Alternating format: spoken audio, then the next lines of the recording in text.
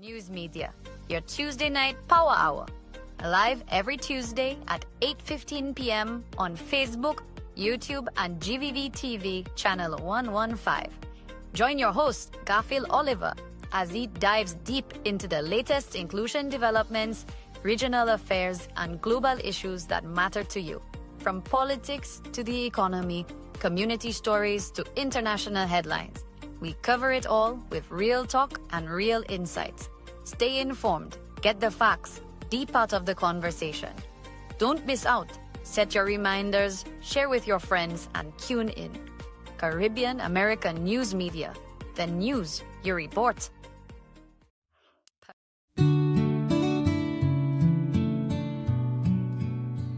They stream the tears and the cheers so clear. From the church to the pitch, they're always near. Tie the knot or score the goal, my friend. GVD TV's got you till the end. They stream the highs, they stream the lows. From wedding vows to final shows. Through life's twists and the path it bends, GVD's there, it never ends.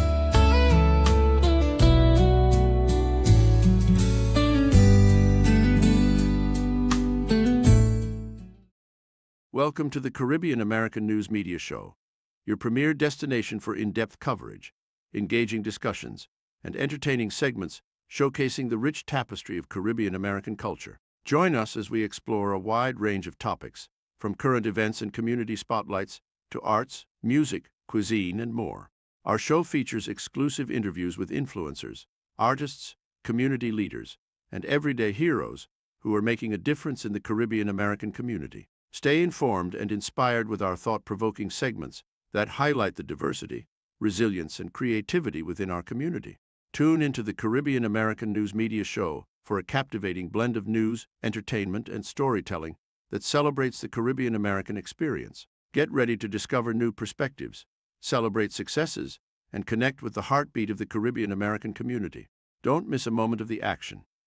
Stay tuned to Caribbean. At the SLP's Conference of Delegates in Vieux-Fort, Prime Minister Philip J. Pierre made a desperate attempt to rewrite history. You will remember that the United Workers' Party only gives COVID support to NIC contributors. This claim is absolutely false. The truth? In July 2020, under the UWP administration, 5,000 St. Lucians who were non-contributors of NIC received $500 per month for 3 months to help them survive the pandemic. Prime Minister Pierre knows the facts. Yet he chose to lie to the nation. Why? To mislead and divide. St. Lucia deserves a leader who values integrity, one who speaks the truth, not one who tries to twist it. Pierre, pardon. We need real leadership, not deception. Well, a special good night to all our viewers here on Caribbean American News Media Platform. It is good to be here with you, my brothers and sisters. Greetings to all. We are live, I believe, on GVD TV, channel 115, that is Flow, and also on our Facebook channel, Caribbean American News Media Platform. We are also firing over there on our YouTube channel with our growing audience over there. Greetings to all those of you who are viewing from around the world, those in the Eastern Caribbean, the rest of the world. Greetings and greetings to you. Please share the live and tag a friend. It's going to be an interesting program tonight. We don't know where it is going to go, who is going to call, who we are going to be communicating with tonight, but it is going to be a very interesting night.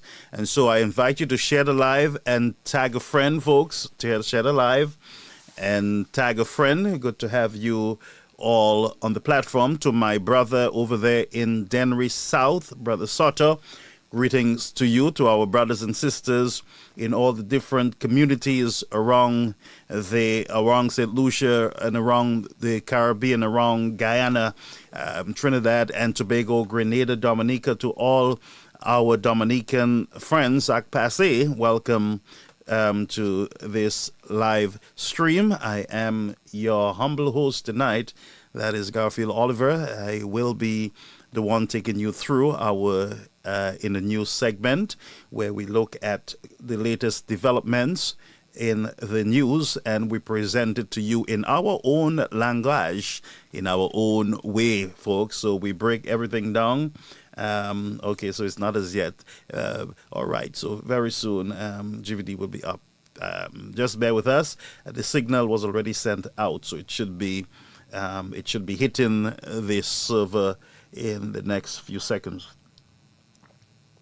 Yes, my friends, so there's a whole lot of work to do on the platform tonight. We want to hear from you, the people. Many times we're here alone and you guys, you don't really call like you should, and we look forward to engagement tonight from not only the United Workers' Party folks, but also from the SLP people. We need to hear from you. What say you at this point?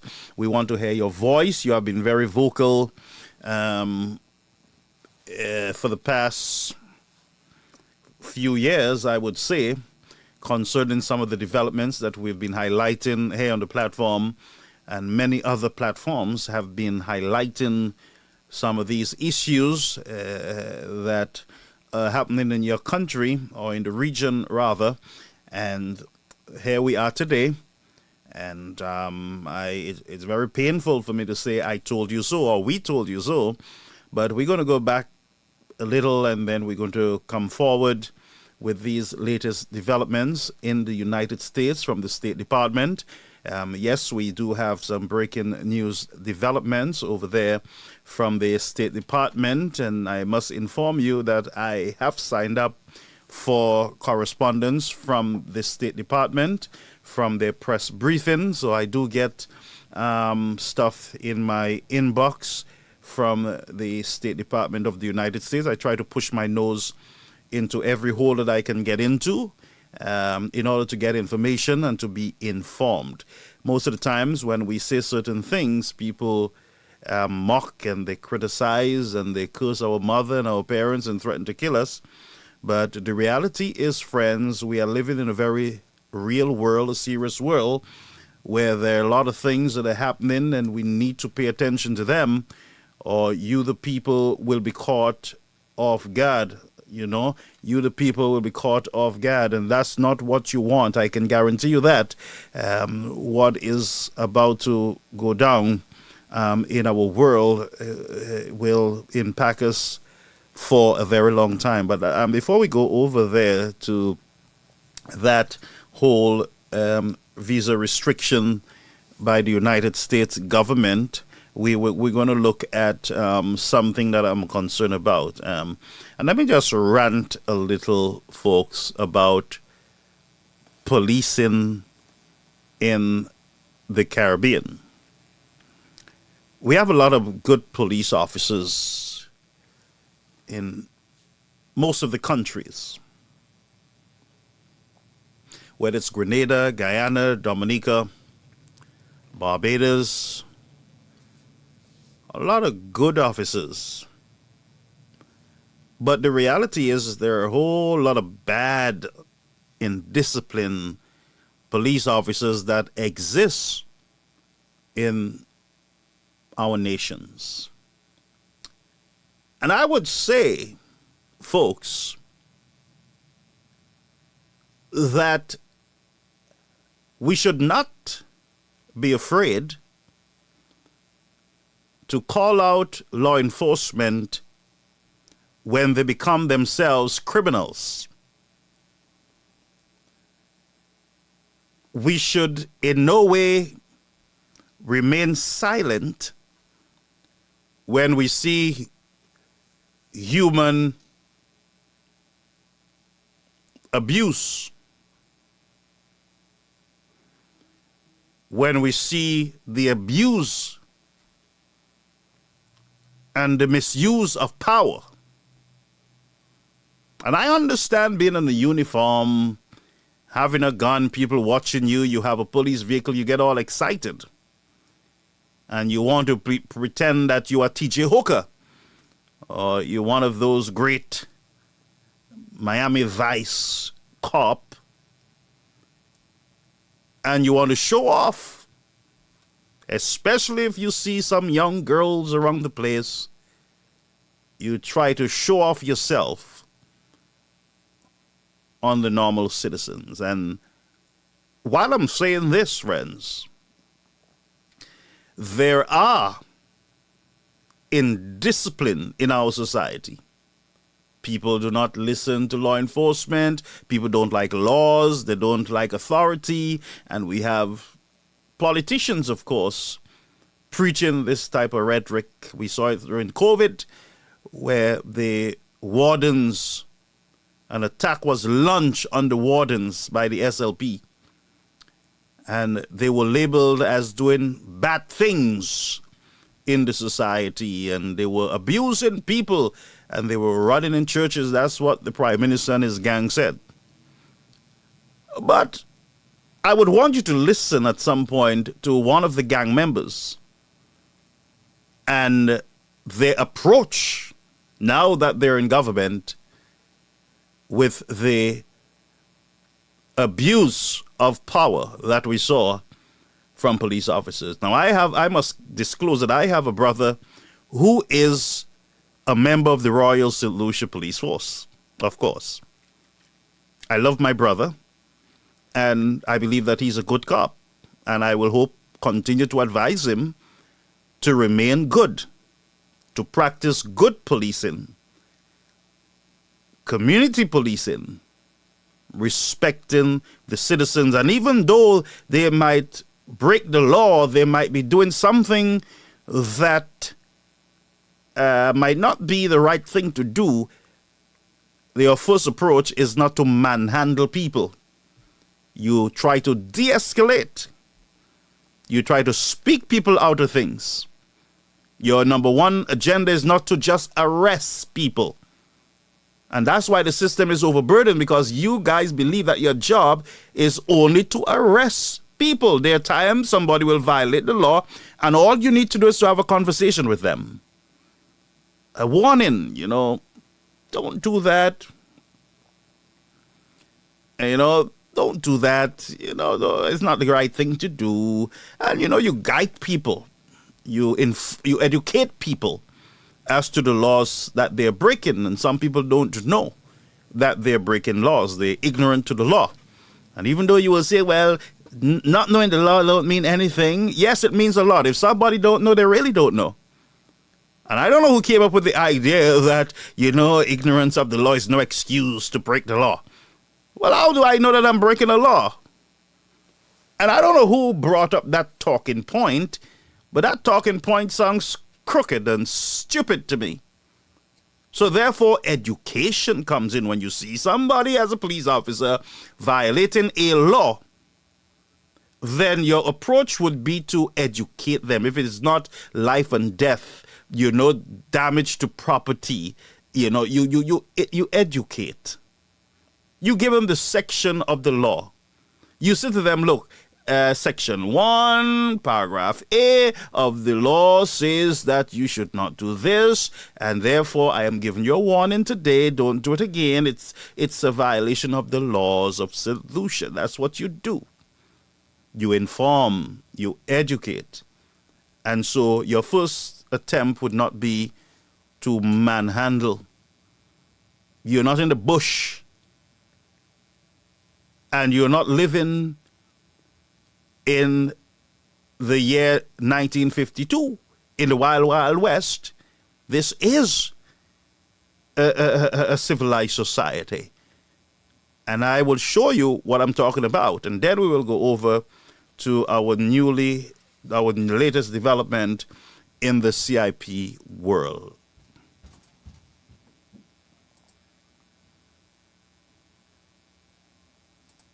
Is inhumane. What really is going on? Have we gone mad in this world? To be treating a disabled person like this? This is beyond madness. This is beyond madness.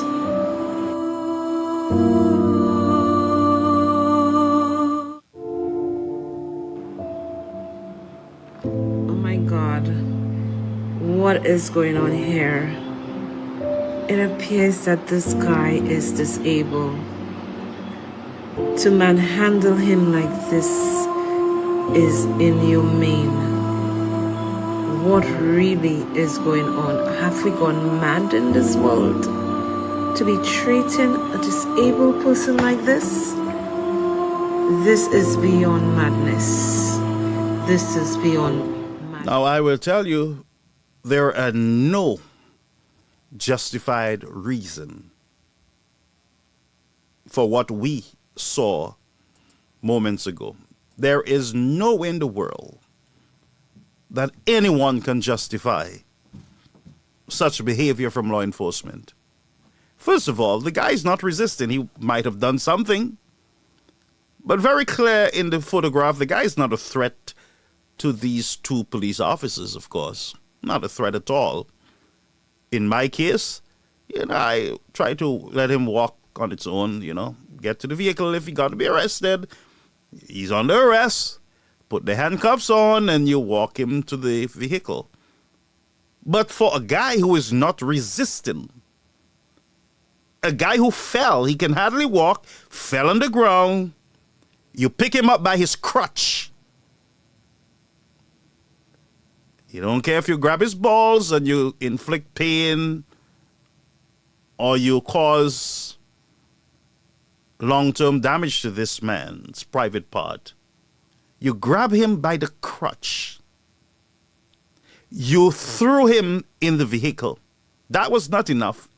You started, it looked like you were throwing punches at him, and he's not resisting. And it was very clear that the guy, his feet, they're hanging out the vehicle, looked like he was almost lifeless, by the way, hanging out the vehicle. Not a movement from the guy. And you were so angry. And police officers got to realize that, remember this, that when people commit these offenses, sometimes minor offenses, it is not personal. You're enforcing the law. You are enforcing the law. So it's not personal. So it looked like this guy was taking his job personal, and this was abuse of power as far as I'm concerned. And I know people will say to me, well, you don't know what he did. Well, I know what the police did. I know exactly what the police did. What I saw there was police abuse. And I don't care what anyone says. I know what I saw. That is police abuse. Maybe he would have done something really bad down the road. But what I saw from these two police officers, not the one, is unacceptable. And I have to call it out tonight.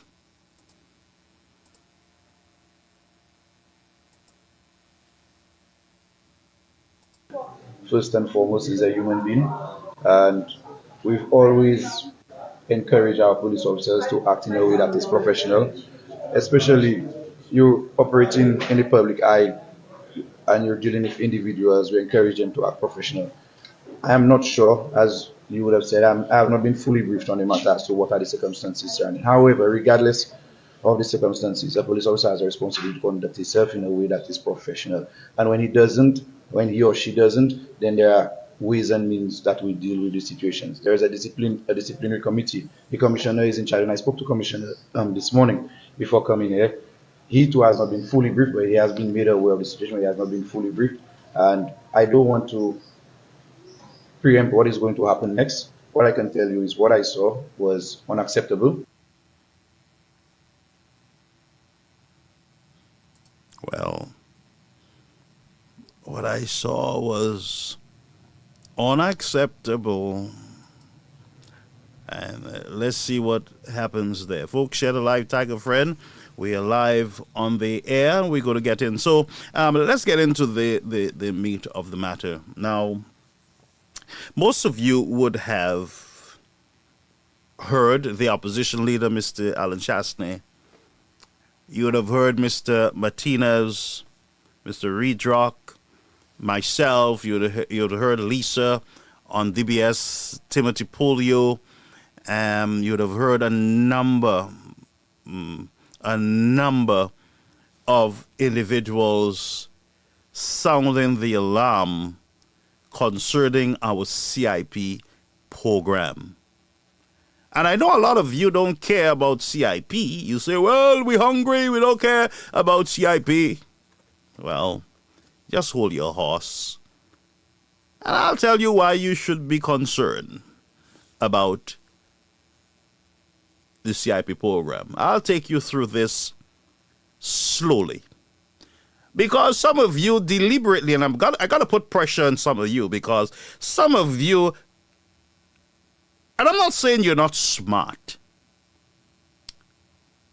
I think some of you are selfish and you're full of yourself.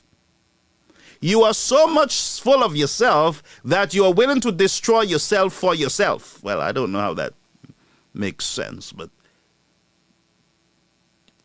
that might not be too smart, of course. So we have been speaking a lot about the CIP program. I told you I got on board when I read the letter from Martinez, invited the government of St. Lucia over to Washington to look at the documents and everything else. Claude Emmanuel went up and he set some stuff up there.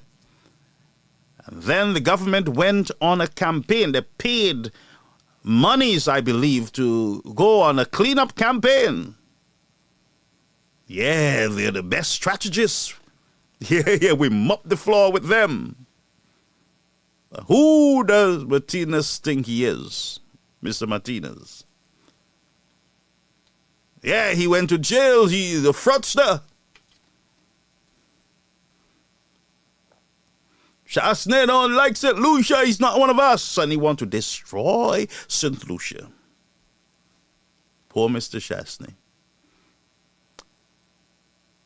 And so they went on a very long campaign, and I got some people coming into my inbox saying to me, I'm a criminal. I try to destroy St. Lucia. Don't come to the country. The government should stop me from coming in.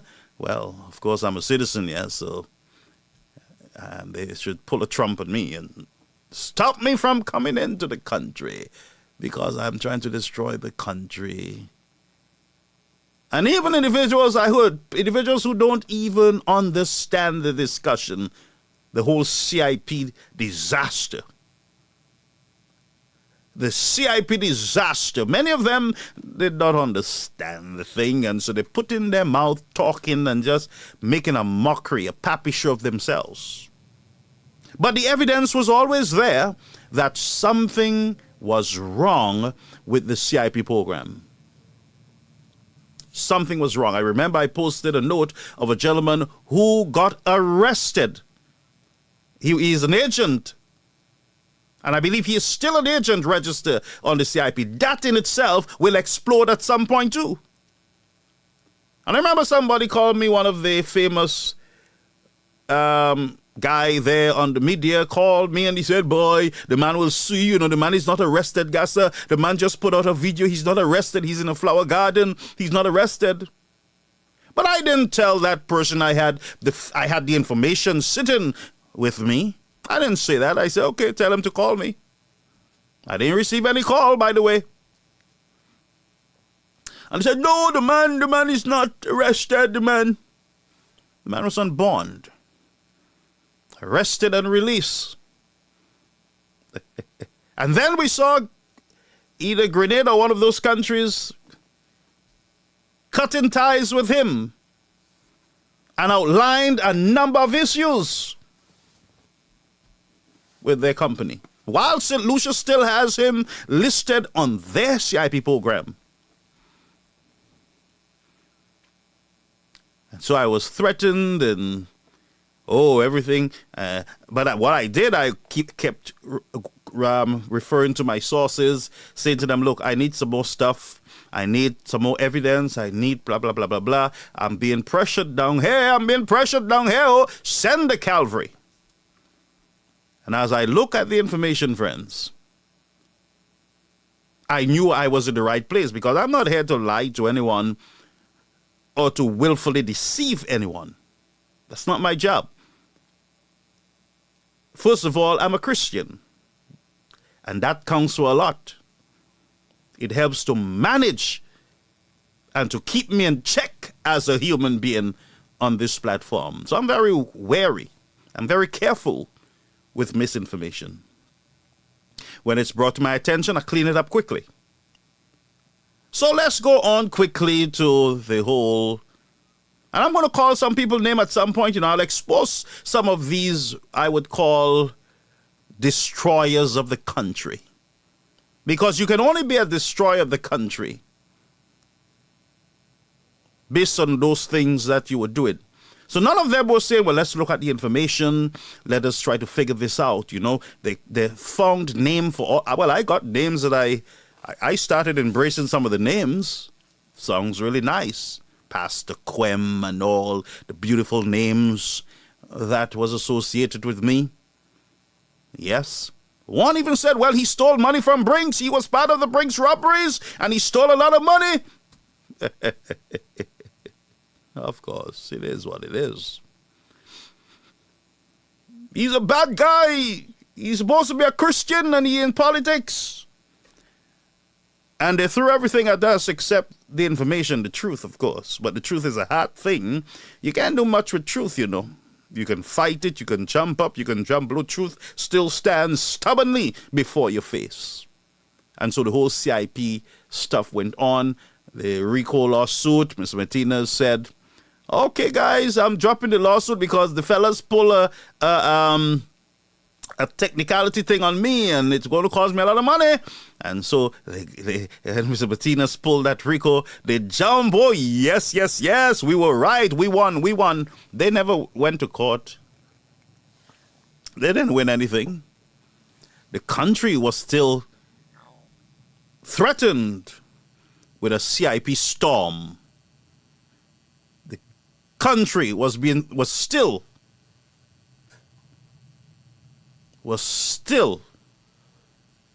in the path of a major immigration storm, while them boys were saying, well, you see, Martinez wanted to bribe the government and to take money from the government and blah, blah, blah, blah, black sheep. But we know what was happening, of course, because we saw what was happening. We were informed, we were told. Mr. Martinez was there all along, all through the process, telling you, St. Lucians, that you are the ones that's going to suffer. And he kept saying it to you guys. But he said, pay attention, folks. And you know what was concerning to me when Mr. Martinez said, okay, I'm done talking to you guys. You guys will have to deal with the United States. I remember he said that. He said, you guys will have to face the United States of America. You will have to deal with the State Department. Sadly, many did not realize that Mr. Trump, the President of the United States, would have been elected. Trump would have been elected as the president, and Trump would have come into government with a radical cleanup campaign for immigration. No one in the region, none of the prime ministers, no advisor saw what was going to happen with the entrance of Mr. Trump.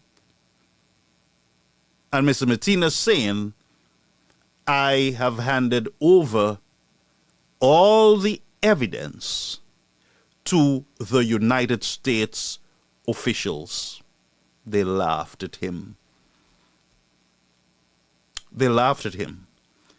And I remember there was a leaked memo from Reuters or the New York Post, or one of them, saying, well, there is a potential travel ban. There is a list. And the Labour Party folks came out and said, oh, no, that's propaganda. That's Shastny lie. And Martinez, there is no list. The State Department said there was no list. But I kept saying, don't listen to the State Department. The State Department at the time would not have confirmed a leaked document. They would not have taken ownership of that leaked document. And that's just how the real world function is. It don't function like how you operate down there in your country. So they said, yeah, nothing, look at that. And so they had this break. And they said, you see, nothing happened. And these people, you say, yeah. And you heard all the carrying on. Brethren, here we go again. Here we go again. Here we go again, where all hell broke loose again, where the United States, and it is my opinion that the memo was not accidentally put out there, it was intentionally put out there. And so, State Department went quiet, but yet working. And the second set of leaks came out again, but this time something that did not happen the first time happened the second time.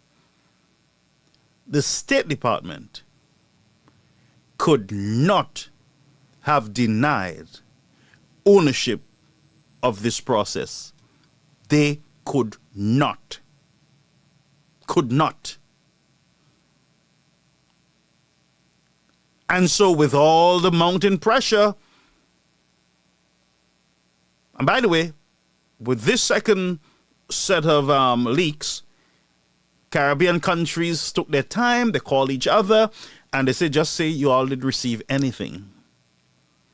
So all of them started repeating, saying, Kit's Prime Minister, well, we did not receive anything official. St. Lucia, they did the very same thing, very same response that they did the first time.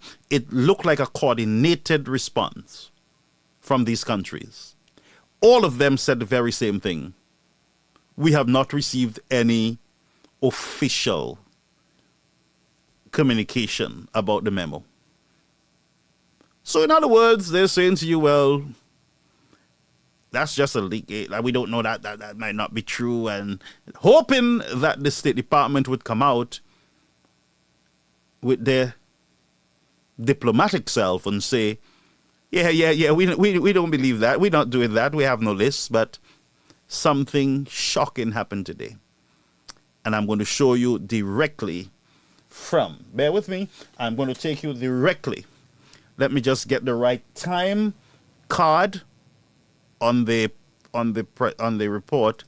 Something happened today. About 5 hours ago, there was a briefing. It was on CNN. It was carried on a lot of the major network. And a reporter asks the all-important question concerning the 36 countries that was added to a potential restriction of visas. Let's go over to the State Department. Whether or not the State Department cares, every day there's a demonstration. And when we think about the State Department, it's people. It's people who've committed their lives to a diplomatic life, to a life of foreign service, to a political life, to try to make the difference for the world. So we see that manifesting here. And as we also know with today's events and today's conversations, there's a reason why we need people like President Trump and the American commitment to peace abroad. All right? Yes, go ahead. Yeah, it's been reported over the weekend that the Secretary of Department of State Secretary, actually the President, Yes. would expand the travel ban to 36 other countries. A lot of them, from what I understand, are in Africa. There's already 19 countries that are affected by the travel ban to a different extent. Can you share any details, elements you have on this plan? I'm going to speak a little bit about it, not into the detail of what about the decision making or the process in that regard, but we are, of course, committed to protecting our nation's citizens by upholding the highest standards of national security and public safety through our visa process in particular, as laid out in President Trump's Executive Order 14161, protecting the United States from foreign terrorists and other national security and public safety threats. The visa adjudication process has got to ensure that U.S.-bound foreign travelers do not pose a threat to the national security and public safety of the United States.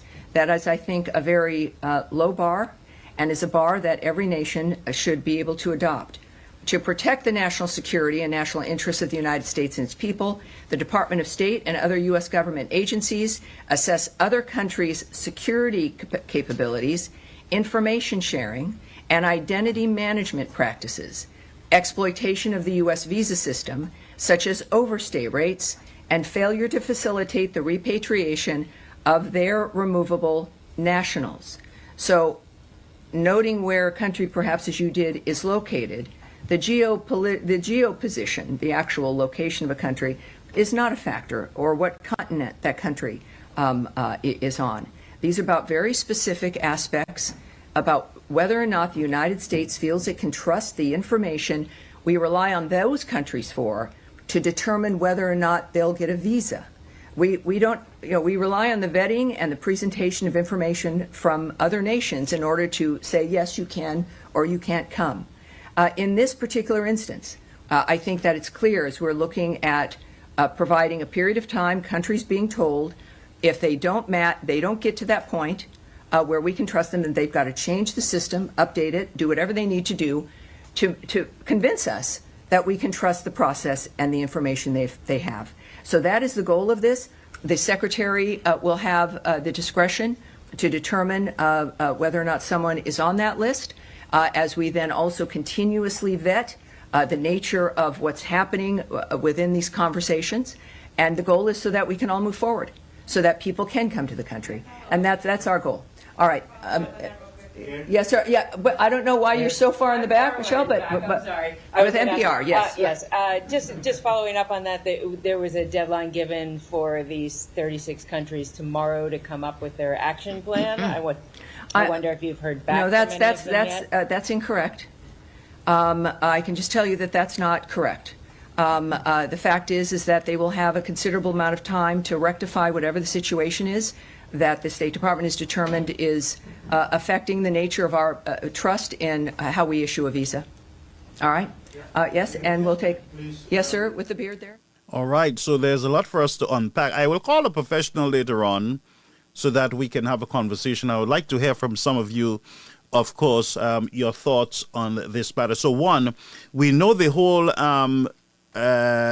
discussion on a Wednesday deadline for the first set of correction that is false. Based on this one, I would believe her that it is false. There is no Wednesday tomorrow deadline for any full set of correction. That one we can clearly say here on support on the platform. However, there's a number of other areas that the secretary, the press secretary, spoke about when it comes to the list that is there. So we confirm that there is a list. 2, St. Lucia is on the list. I'm going to say it again. There is a list of countries, over 36 countries, that the United States, the State Department, that they're looking at. St. Lucia also St. Kitts and Nevis, and Dominica are officially on this list, and nobody can spin it. Right now, their spinning days are over. No more spinning. No more malmening the cervelle of the citizens of the country, because there is a whole lot of not the normal press that are out there. And information flies so quickly around the world now. No way this can be spinned by any government in the region. And we're not here rejoicing. But one thing I can say to you, you were warned. You, as far as I'm concerned, you are a reckless government.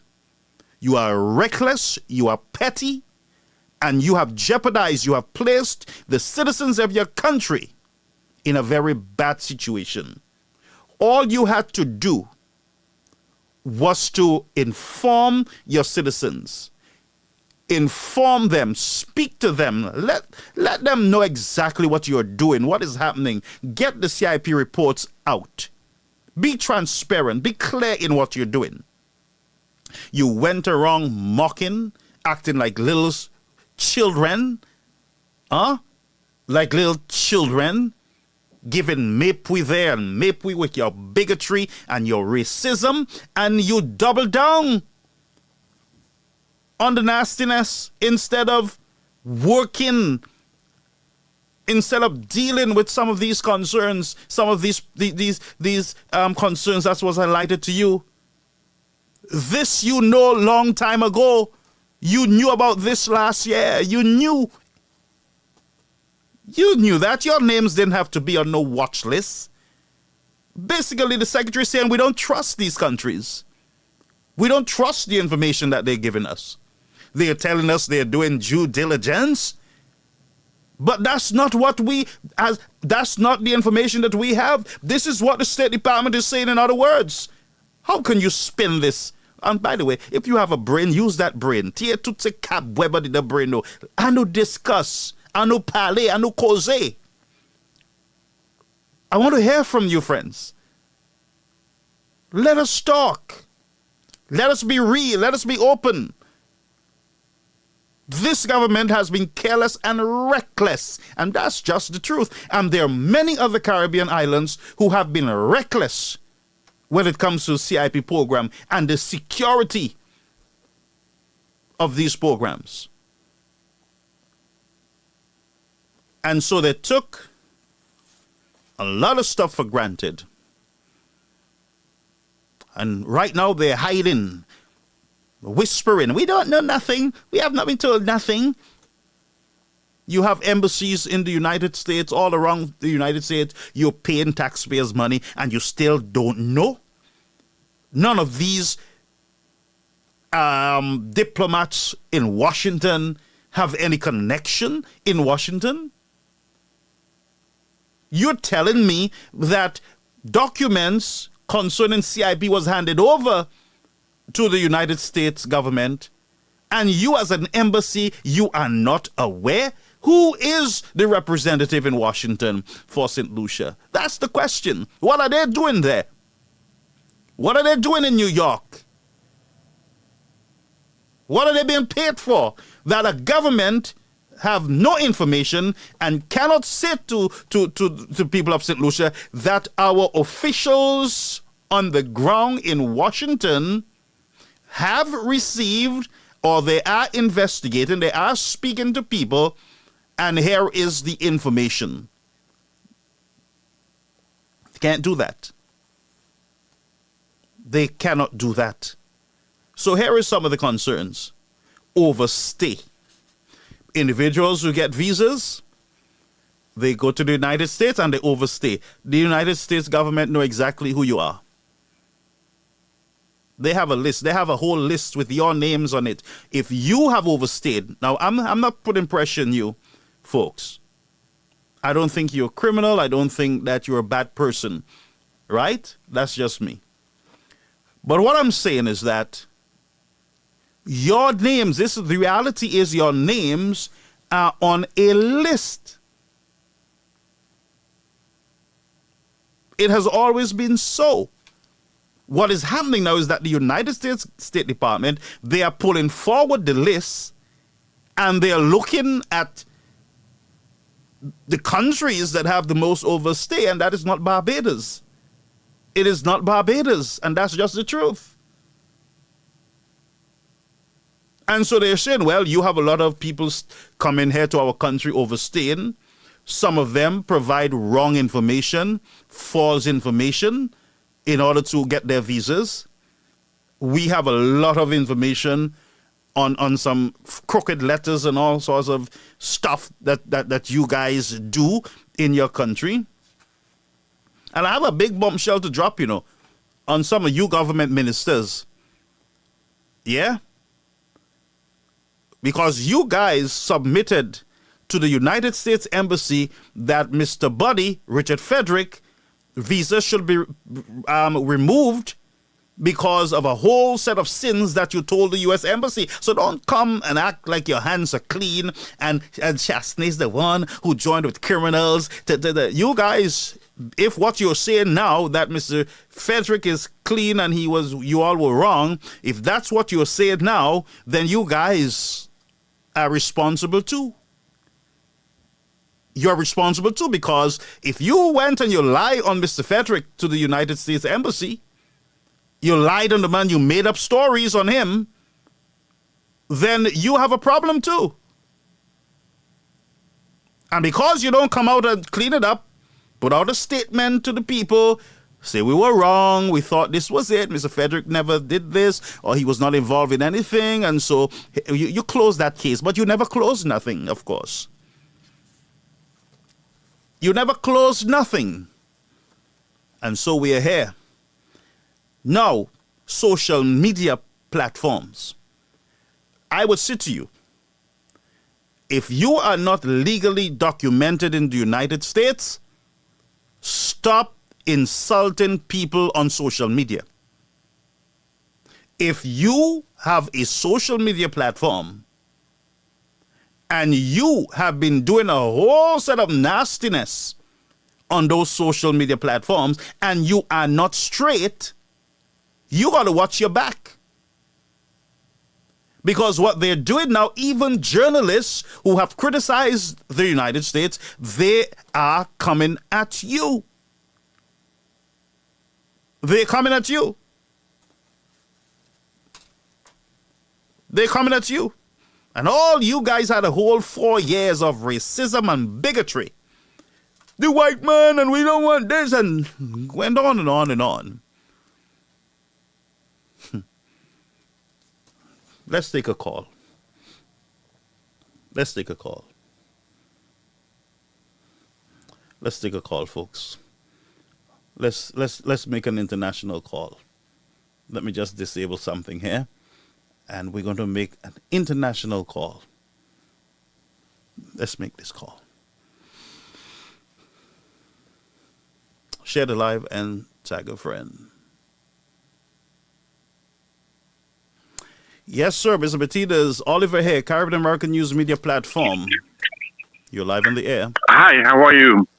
I am very concerned, and you're live on the air. Not bad, thank you. How are you? I'm okay. I'm hearing you with a little echo. Okay, I'm going to remove the echo. Can you hear it now? Yeah, now I can. It's much better, good. All right, Mr. Martinez, I don't know where to start with this. I am sure you saw the press conference from the State Department. Yeah, well, I knew before. Oh boy. Okay. So what is the word is happening? I know you have been warning us, you have been sounding the alarm, and then the last thing I heard you said is, look, you guys win. Oh, go ahead, rejoice, celebrate. I am going to deal with the State Department. I don't want to talk to you guys anymore. Your opportunity for talking, or the window of opportunity for discussing is done. Deal with the United States government. You said that. Yes, I did. And here we are. Well, listen, I don't know where to start, except I think that, first of all, can you hear me well? Yes, very clear. Okay. A year ago, I've explained to the people of your country that the management team of your CIP program was out of control and was hiding things to the people of the country, right? I leaked the contract with Caribbean Galaxy, which now everybody can read them. If you remember, Ernest Hiller denied this.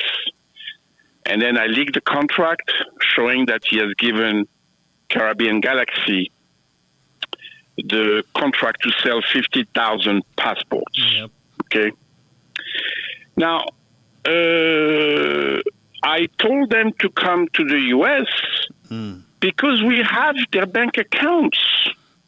We know how many millions ministers have received from this, right? We knew about the fraud. I've explained it, okay? Yep. How many billions have been defrauded of the citizenship program in the Caribbean, right? Now, what did I get in return? The SLP operative and the other Labour Party operative in other countries, they made a bunch of attacks on me on social media. We kept all those attacks. We took photo of the social media and the so-called reporter operative that they have, right? Yeah. And what I did last year, well, first of all, as you know, I am cooperating, and I filed a whistleblower complaint with the Department of Justice and FinCEN in 2024. I have been always very direct about what I was doing and what these people have done. How do you think that your country and St. Kitts and Nevis and Dominica end up on a list with countries like Afghanistan, Sudan, Yemen? I mean, you guys are a beautiful touristical island. And suddenly, you end up on the list with countries that have a bunch of terrorists. Yeah. Now, is it because the people of St. Lucia are a bunch of money launderers and terrorists? Of course not. But your government has sold 50,000 passports to some people, and some people that are really, really bad. And on top of that, they sold it through a fraud that went to U.S. Bank. So instead of them, so that's the problem. They have created a national threat to the United States. Now, I know that for a year now. I know that because we have investigated them and because we had all the evidence. So, but they kept saying, oh no, we have no problem. America is our friend. We have never heard America complain about our passport, about our visa. Well, instead of saying that they can fix the problem, perhaps Mr. Hiller and Mr. McLeod can come to Washington. I have some bank account I'd like to show them. This is a real problem. I warned you, and now we're monitoring every social media. Everybody that is part of that conspiracy, that are the hacks, the people that make video, we are hunting everybody. Because they sold passport. Can you hear me? Yes, I'm hearing you loud and clear. Loud and clear. Yeah. They sold passports to a lot of other people. And Pastor Garfield, this is just the beginning. One day, you're going to wake up. As I told you a year ago, what will happen? But they don't care. They cared about the money that they made for themselves. Yeah. They care about the millions that they have offshore. Right? We know where the money is.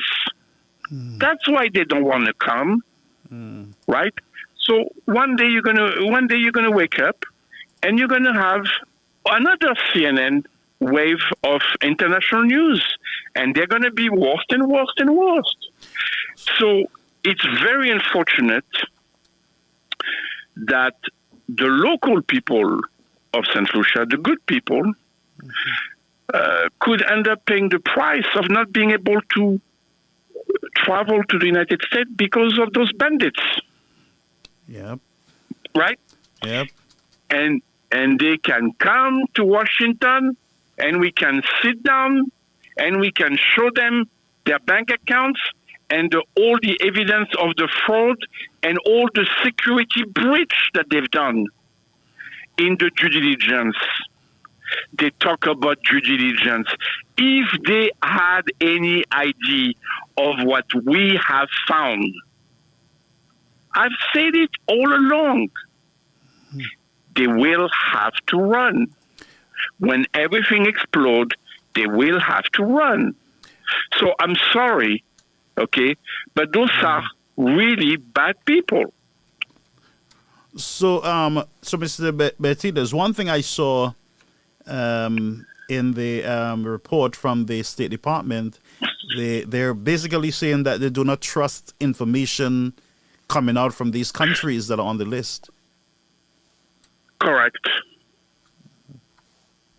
Would you trust the information when you have the evidence on your desk of security breach in the due diligence to issue the passport, and you have the evidence of corruption? Would you trust? Nope, I wouldn't. Okay. I wouldn't. So let the acts right, make them video that they do. They try to make me look like a monster. Yeah. Because they know that I know everything. Time is on my side. Right. And I've said it always. Right. RICO civil case is over. Now my goal is to send them all to jail because of what they've done. So you said you're cooperating, you're a whistleblower, and you're cooperating with the United States government. For more than a year and a half. So you... But I've always said it. I've always said it. But they didn't believe me. What do you want me to say? Mr. Chastany knows. You know, he came to D.C. He said it publicly. He met the authority. He knows. Yeah. So it's and now your country is listed with countries like Yemen and Sudan. And that's unfortunate. Where all the terrorists are coming. Yeah, that's unfortunate. St. Lucia, can you imagine that? Yeah. St. Lucia is listed, and St. Kitts is listed with countries like Yemen and Sudan. Yep. And Afghanistan. This is just ridiculous. And now it's not me saying that. It's the State Department on CNN. But I warned you a year ago. You did. I warned you all. And you didn't listen to me. Well, they did not listen. Yeah. I mean, the United States government, they're proving you right with with all the information you were given to St. Lucia. Matter of fact, you invited those guys to come and see. You were not hostile. You were very friendly. You sent them a friendly letter saying, come over. I have some stuff you want to see. You should want to. Because we want to. Because we wanted them to come and say, look, here are the fraudulent contracts that you signed. Here are the security breach in the due diligence. And here is the money that you received as a bribe. Okay? So, do you want to stop now? Or do you want to continue? No, but the reason they didn't come is because they're afraid. They're afraid. And now, it's all over CNN. And this is just the beginning. This is just the beginning. I mean, this is just the wrong way to make world news.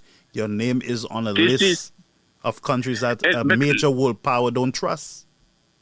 But let me ask you a question. What do you think happened? First of all, if, let's say you lose the visa to come in the United States, and suddenly you're labeled as a country like Sudan and Yemen, do you think American tourists are going to want to come to St. Lucia?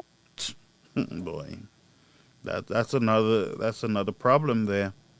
Sadly, the locals are the ones who suffer, not these ministers, because they have already enriched themselves. They're multimillionaires, so it doesn't matter to them.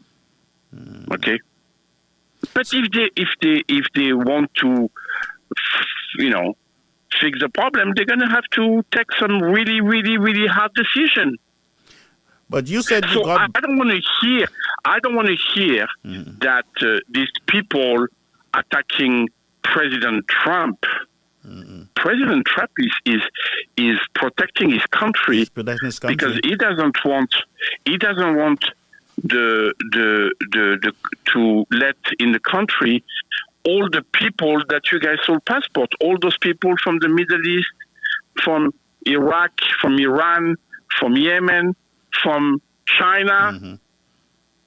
Are they in St. Lucia? No. And Mr. Trump, I don't think the Trump administration wants to squeeze the local St. Lucians. I think, as you said, he's trying to avoid these major players using these small countries to get at the United States. That's the concern. Not the little man in one of the villages in St. Lucia, or the little lady. The problem with all the Caribbean countries, government, they don't want to accept the fact that the U.S. government knows every single detail of what they've done. You understand? Yeah. They still believe that they can lie to the United States government. They believe that they can still lie when the United States government has all the evidence on their desk.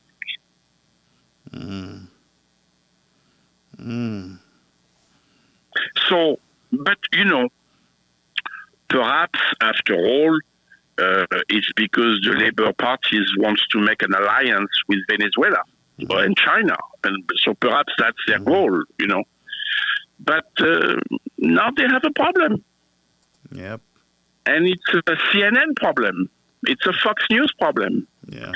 And unfortunately for them, this is just the beginning.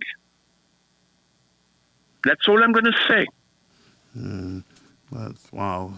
But thank you so much, Mr. Martinez. You're welcome. Yeah, for taking the call and for being part of the program. Thank you. And please tell them that when they do a nasty message and video, we take photos of everything and we send it immediately to the U.S. government. Like that, we can see, who's part of that network of propaganda. Yeah, thank you so much. Yeah. Okay, bye-bye. Yeah, bye-bye. Yeah. Okay. All right, folks. We're going to take a break. We're having some technical issues. I see that we had a fatal crash. This one is not normal. I can see it from my end. So we're going to take a break, and we're going to try to figure this this out, but we just experienced a fatal crash while Mr. Martinez was live on the air. Our system, our YouTube channel is still functioning, but we had a major crash on our system over there on Facebook. So, but let me just bear with me. Let me try to. Yes, we're having some issues here. Our system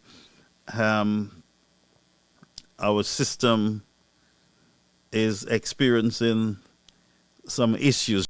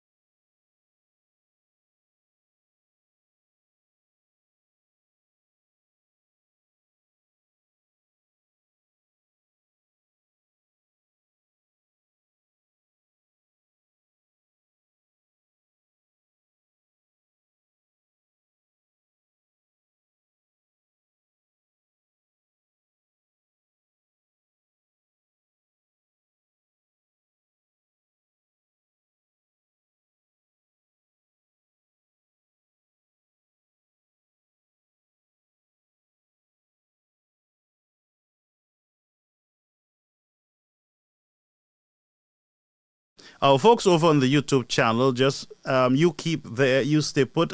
Your system is functioning at 100% capacity, but we have lost all control of our software. We just lost control of it. I have absolutely no access to it at this time. So this is what happened, friends, when you're dealing with some of these type of issues. We're just going to give it a few seconds there, but we have lost control of the main control system here in our studio. Absolutely zero control. We have absolutely no control from our end here. This is the first time that this is happening. This is not flow. This is here. This is something I do not understand. Something is jamming our signal. Something is jamming our system. Just bear with me. Yes, we have a system jam.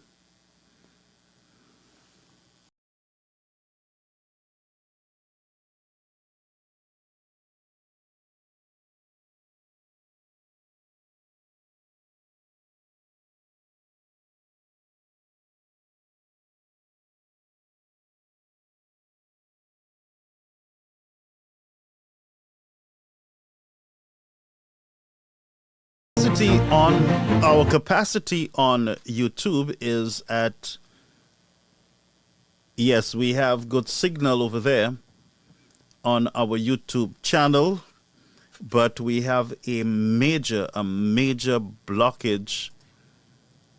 We have like 3 metrics of broken links, folks.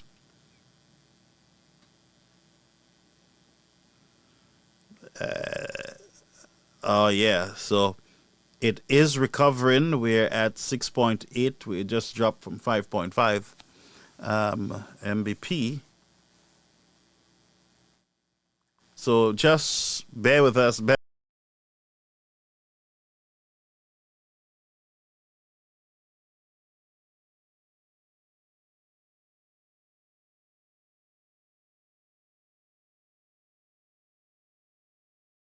So I have no signal, but we're going to continue the show. I have absolutely nothing in front of me right now, but I know that we're on. We are on our YouTube monitor, and it looks like we are on to the Facebook monitor. But my main machine here there is absolutely nothing going on it. I've never seen this before. I have lost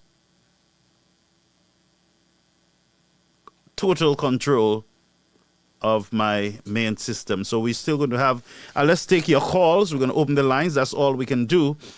You can hear me. Good. So stay put, folks. This is what happened when we deal with these issues.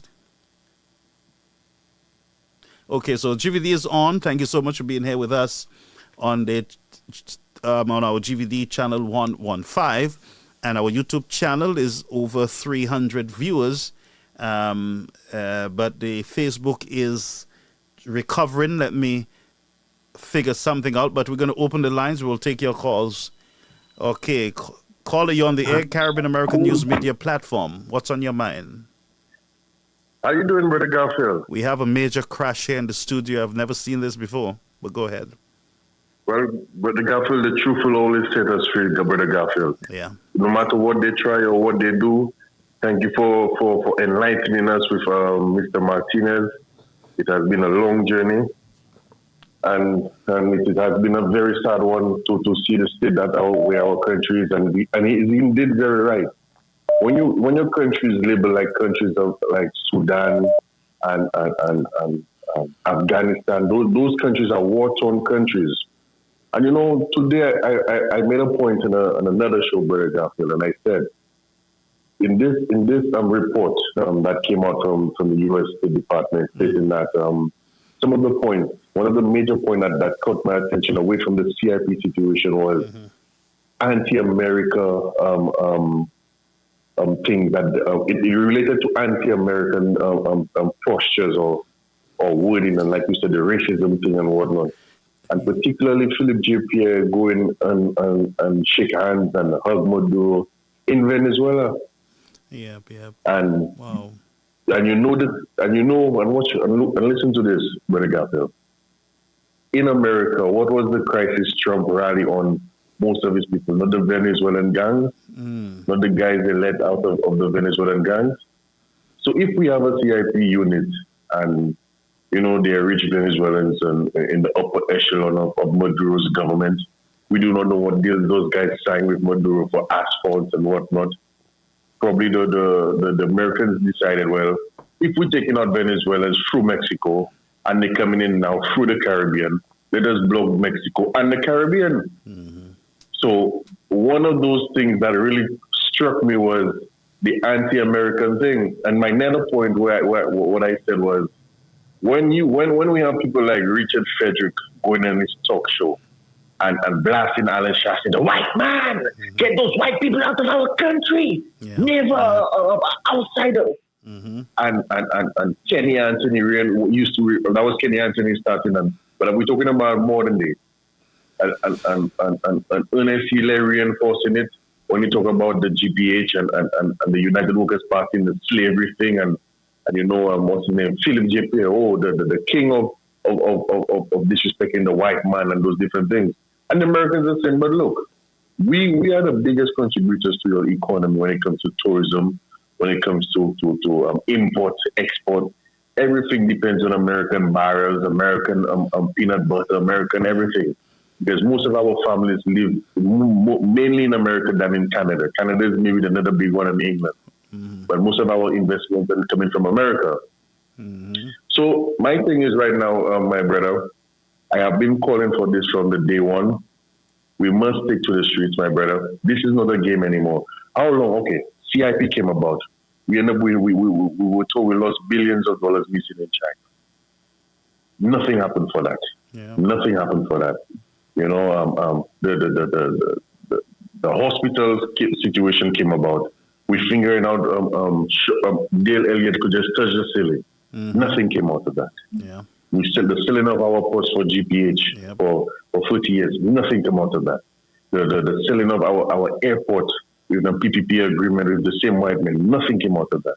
Understand? The horrific crime situation in our country. Nothing came out of that. Yeah. We had the red line when we said Alan Shastley said that the assistant police commissioner with the sexual allegations and the entire United Workers Women's Arm stand up in a row with those 6 women. Where are those 6 women today? Mm-hmm. Is it not the same police officers still in a high rank in command at the police force? Nothing came out of that. You understand? And my point is, my brother, it's not that we are not capable, because the truckers showed us we are capable. The people in the rows will show us we are capable. Yeah. But it is time now for the opposition to stop talking like a dog without teeth and start action like the opposition they're supposed to be. Because, my brother, we have lost our patrimony, you know. We have lost the most important thing that that recognizes us, which is our identity. Our passport is like, you know, it have leverage. That's why people used to want to buy our passport, my brother. We have lost our identity. We are now listed as a terrorist, maybe sponsored island, because we're listed with Sudan, and we are anti-America, and we are the worst of the bunch of the hundreds of countries that is in the world, you know, my brother. Yeah. People are not understanding the ramifications of that. We have already lost bananas to England. We have already got threatened by the European Union for that same visa thing. You understand? We are losing our human access to our doctors. We don't even have doctors. You understand? What else are we missing to lose for the United Workers' Party to stand up and stand with the people and let us march until we get freedom and a new beginning for our country? We're going to wait for next. We can wait for next year, no problem. But in 24 hours, watch what is happening in Israel and Iran right now. Oil prices are going up. CDJP has put itself in a blunder because for 4 years he has artificially kept prices of gas at $16.50 when the prices are low. Now we have war breaking out all over the world. China ready to invade Taiwan. Yeah. Iran and Israel are trading. The oil prices are going through the roof. We have shortages already of sugar and all those different things. It is a catastrophe, my brother. Yeah. We have lost it. So the single most important thing of our life is our identity. And now terrorists and everybody else, that's what Martin has told us. Our country is a dog shit and will turn like Haiti. Imagine the tourism stop coming to St. Lucia. We're already losing hundreds of different airlines. Every day we're in an airline, we're losing an airline. Wow. All this is a paper. Yes, if you look on the news right now. Yes. The amount of airlines we have lost. All this is a preparation for the major visa ban. If we lose our tourism, we lose everything. I told those guys it is time for us to suspend this CIP thing, get rid of that, and let us go a new course. Leverage by investment. Have a blessed one, my brother. Thank you, brother. Thank you so much. All right, the numbers are on the air. The lines are open. 929-586-1821. Folks, we had a fatal cyber attack earlier. We just got back full control of the system. Just this week we upgraded the security feature to this system, but I don't know what's happening there. We'll have to get someone to look into it. But we had a cyber attack just moments ago on the Facebook feed, and so we are back at capacity here. I have full control now, and I am looking at the stacks from Facebook, and we did have an attack there. All right, so we do apologize, and that is what happened, friends, when people are afraid, and you know they don't want to come clean. You got to come clean with the information. You got to come clean. Caller, you on the air, Caribbean American News Media Platform. Good evening, Brother Garfield. Hey, how are you? My longtime friend who dropped me like hot cassava. Yeah, not at all. Not at all. Not at all. I've been actually acting in the background, listening to everybody and watching what's going on. Yeah, you know we had a cyber attack a moment ago, right? I saw that. Yes, I saw it. I saw everything just went off, and I don't know who's attacking us and what they're trying, but they're not going to win. I lost all control. I absolutely zero control over the main system. But go ahead. Pornography, we shall win. We shall be We shall victorious. overcome. We shall overcome. That's correct. Yes, we shall. Pornography, I laugh tonight. I laugh because, not because anything that's going on around me is funny, but I laugh because this is St. Lucia that the same Mr. Martinez came and spoke to through Lisa's program, through your program, through E.T.'s program, through various channels, and kept warning us and kept warning us and kept warning us. Yes, he did. We saw everything they did to Mr. Martinez. We St. Lucians sat there, Brother Garfield.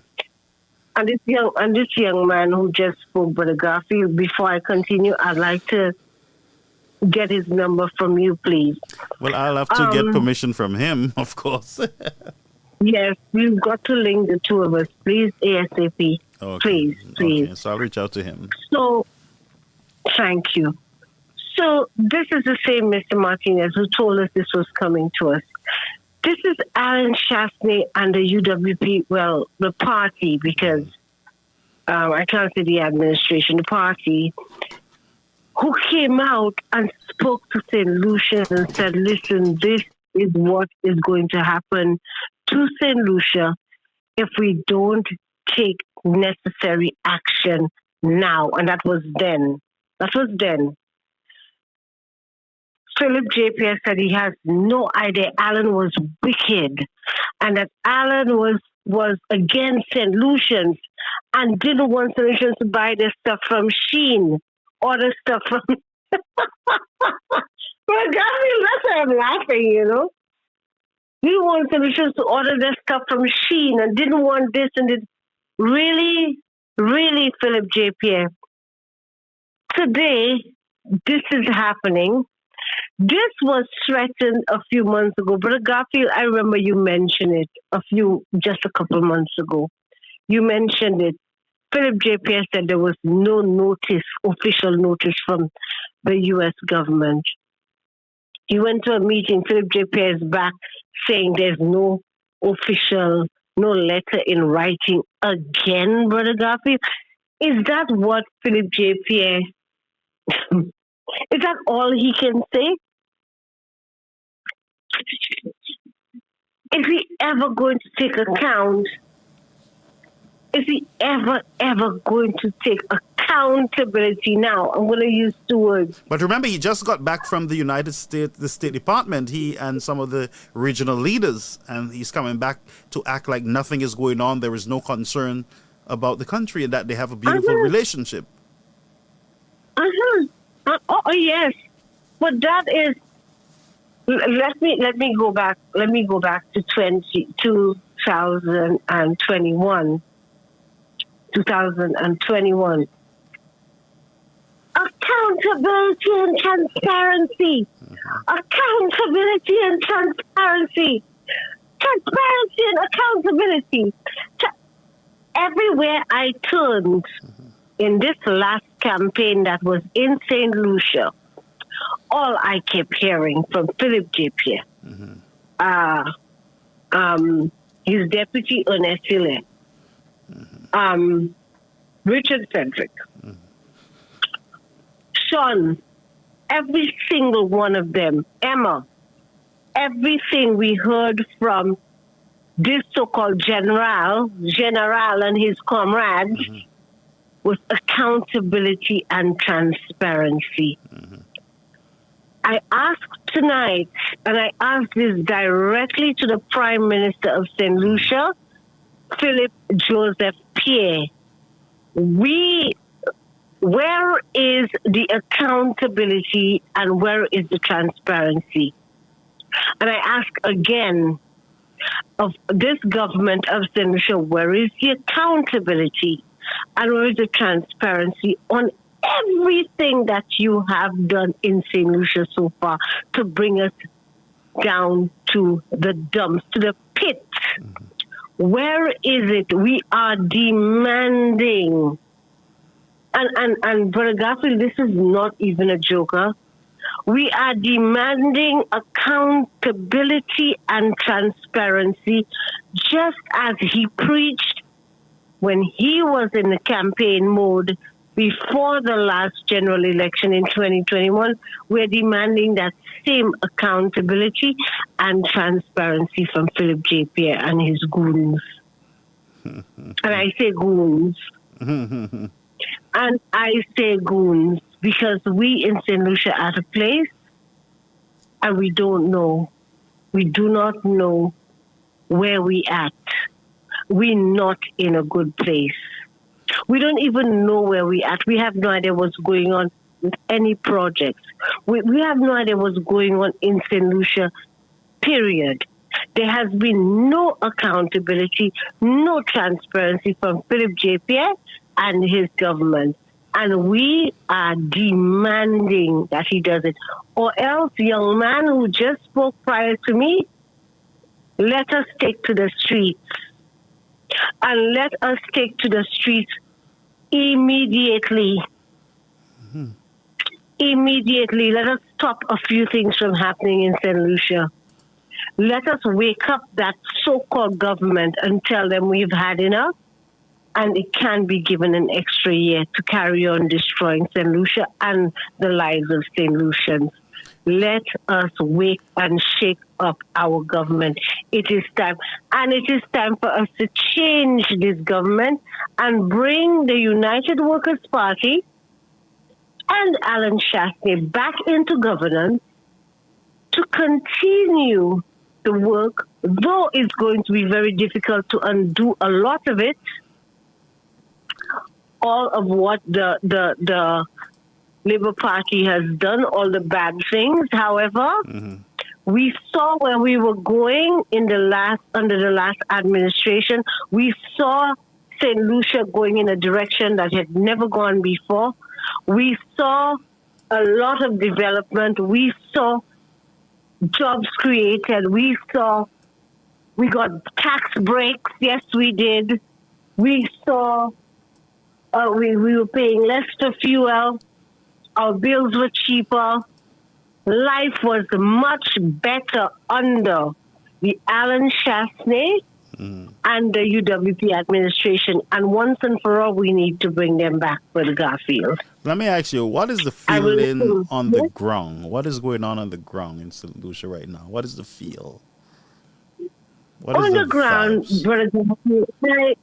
what I have noticed, and I'm thankful for that, is that strangers are actually speaking to me in the supermarket, especially in the supermarket. People I've never spoken to. We said hi to, but we're speaking about the prices. We're speaking about CIP. We're speaking about the ports. We're speaking about the shelves being empty in the supermarket and not knowing when the goods are going to come in. This is beginning to happen, by the way, because I think things are stuck in containers on our port.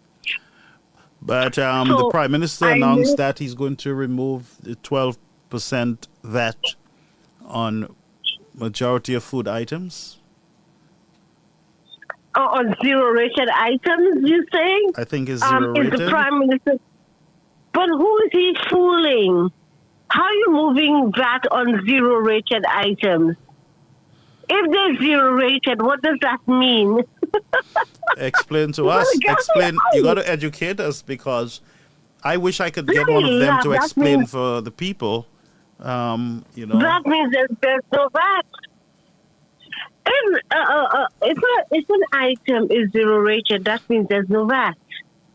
So maybe it's not the zero-rated items. But this is what he's saying. That's what he's saying? This is what that's what the Prime Minister is saying. So who is the Prime Minister fooling? I am betting my bottom dollar that no price on any shelf in any supermarket is going to change. You don't believe that? But Garfield, Philip J. Pierre is pulling another hoax on St. Lucians, another hoax. Brother Garfield, this is the Philip J. Pierre who said that when fuel was $13.65 or 75 cents or 95 cents under the Alan Chastney cap. This is the same Philip J. Pierre who came out marching and said fuel was too high, and the price of a barrel of fuel was higher on the world market than it has been for the last 4 years under his reign. And he had us pay $17.95 per gallon of fuel. Now he went down to $16.50, and he declared recently that he's going down to $16. It doesn't feel like $16 to me. If it has changed, I've not even checked. I am so frustrated with all of this. I am tired. Has Philip J.P. answered one question we have asked him? Well, he had a press conference. He had a press conference sometime yesterday, I believe, and I was very much concerned about the Prime Minister. Most of the questions and most of his answers were about the opposition. The opposition, them, the opposition. And I got a bit tired of it at some point. That's why I didn't play it tonight, because it was all about the opposition. The opposition want the country to sink and want to sink the country. And every question, there is a journalist that, I don't know who that journalist is. That journalist asked a question, a female. Her question to the Prime Minister was, the United Workers' Party, the opposition, is putting out a lot of death threat out there. How do you feel about that? And then he says, no weapon formed against me. I don't know who that reporter is, and I don't know which world she's living in, but I can send her a majority of the death threats and messages of insults that I have received from SLP supporters and the surrogates. So when she painted the picture as a reporter in a small country like that, as though the opposition want to there's death threats and all kind of story in the United Workers' Party camp, I think the party need to find out who that press woman is and let her account, let her answer the questions, let her bring forth the evidence that the United Workers' Party is threatening the government of St. Lucia to destroy them. It's very sad, very sad, very sad. Go ahead, caller. Yeah, Brother Garfield. First, let me just deal with the reporter, whoever she is. The reporter, just like everyone else, may have been placed, just like Philip J. Pierre and the SLP government has placed their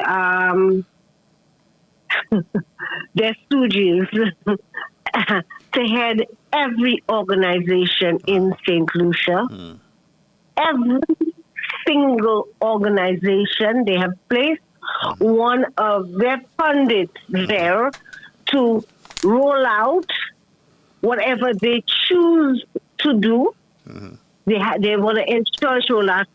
It's the same way that so-called reporter was placed there to ask a question that made absolutely no sense. And yet, the UWP should take her up on that.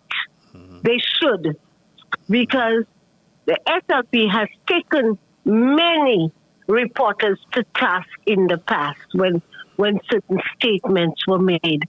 So it's time for the UWP to start taking them to task as well. Because that's the kind of way that's the kind of language they understand.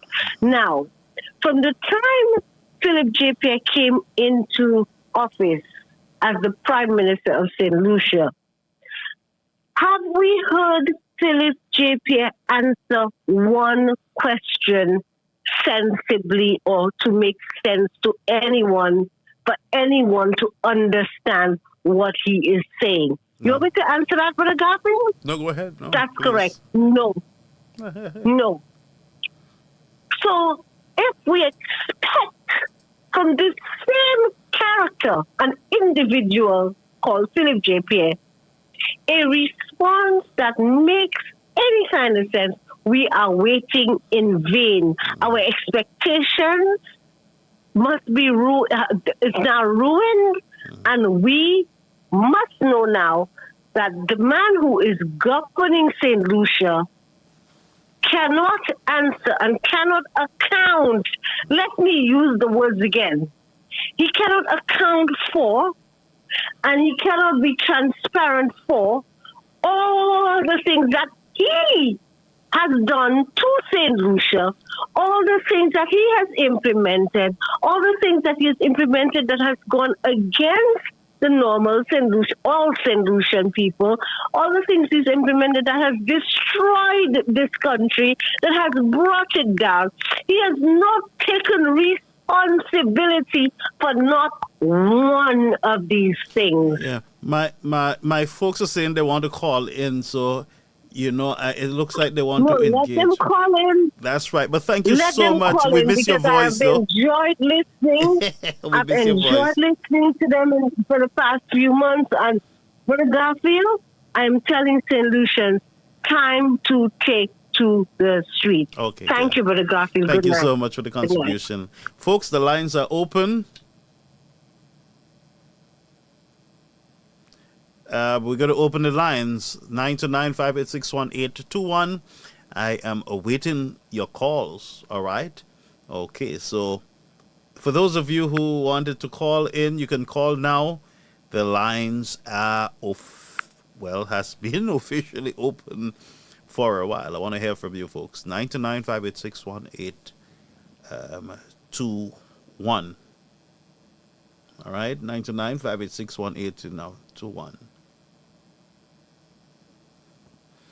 All right. So we're going to take our final break, and we wait. We wait, folks. We wait. We will wait and murmur not. But we'll be right back.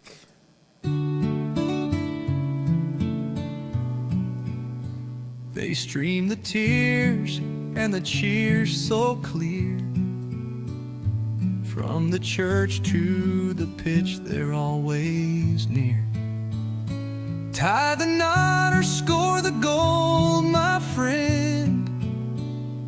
GVD TV's got you till the end. They stream the highs, they stream the lows, from wedding vows to final shows. Through life's twists and the path it bends, GVD's there, it never ends.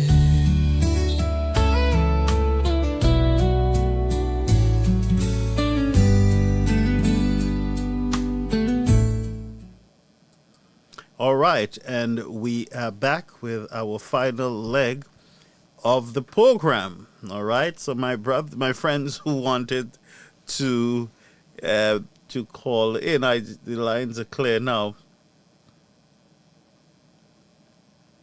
The lines are open now, friends. Again, I want to thank you for folks for being here with us. I want to thank you for okay, so we have a call coming in. Caller, you on the air, Caribbean American News Media Platform.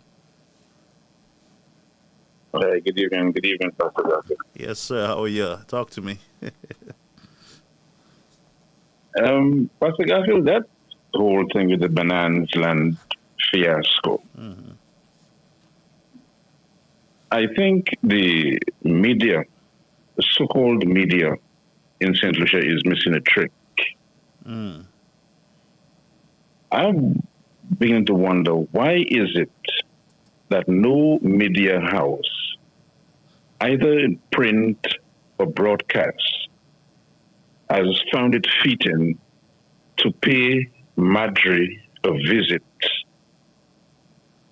at what's the name again? Where she had the thing up there. Who's that, Madge? At Cabot. Cabot, yeah.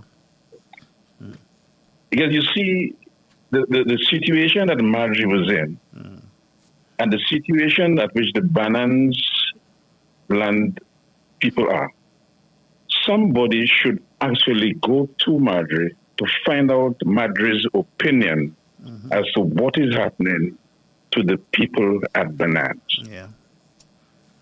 Now, if we had a properly functioning media, that is the first thing that they would do. Yeah. Because the two are linked. They are. Because you have double standards being applied. So it would be interesting, because the Labour Party is not standing up for the people of Benin the way they stood for Madrid. Yeah.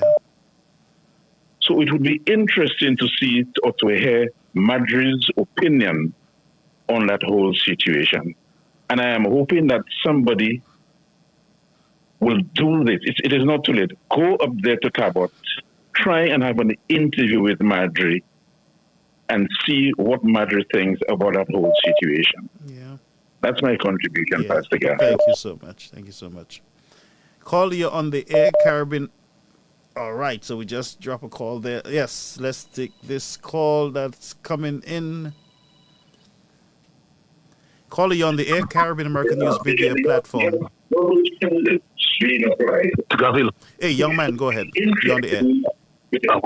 Okay, good evening. Just want to ask a question. And it's for St. Lucians who have recently gone to Barbados to get a visa. How many of them were approved? How many of them got their visas? That's a question I want to ask St. Lucians who went to Barbados recently. Because I'm understanding a lot of persons have not gotten their visas when they went to apply for it over in Barbados. Oh, wow. A ratio of about 98%. Wow. That's how many gathering. are going to call? That's a good question. I want to ask St. Lucians who have gone to the States in the last 6 months, to Barbados. How many of them have gotten their visa? Even to renew their visa or what have you? Do you still need to go to Barbados to renew the visa? Well, you do. You can either send it via post, but some persons still rather go themselves. Oh, okay, good. Okay. So, wow. So that's an This is the question I want to ask the Lucian. Yeah, we never thought of that question, though. And for those of you who have gone, please share your experience with us. In the last 6 months. The last 6 months, yeah. That's a good question. Thank you, sir. Good night. All right, boss. Thank you.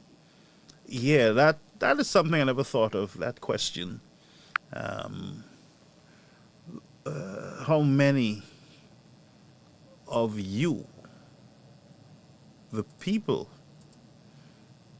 of St. Lucia or St. Kitts and Nevis or Dominica, who went to your embassy, U.S. embassy, to get a visa and you got it approved? I know that visa denials are not new. A lot of people get denied ever so often, but if we can hear from some who have traveled to the U.S. Embassy in the region, then it will be a good thing in the past 6 months. But let's keep the lines open for the next 5 minutes and we'll get off the air. 929-586-1821. That's 929. And this WhatsApp we're dealing with, 929-586-1821. So whatever part of the world you are, you can communicate with us through that platform. And by the way, Mr. Our esteemed opposition leader went over to St. Vincent for the OECS gathering, and I saw one of the most popular journalists in the region, I would say, but in St. Vincent, he made a very positive statement concerning Mr. Alan Chastney's contribution to that gathering, and he said that it was one of the best among all the leaders there. And he's a very balanced journalist, Kenton Chance of Eyewitness News in St. Vincent SVG. And I was amazed. He said, well, the other presenters were like more scripted and like programmed, but Mr. Chastney was able to deliver a well-received message as the opposition leader there, invited to the OECS gathering. I believe in that gathering, the Honorable Prime Minister of St. Lucia was handing over the leadership to Ralph Gonsalves, who took over from him. But very good remarks, good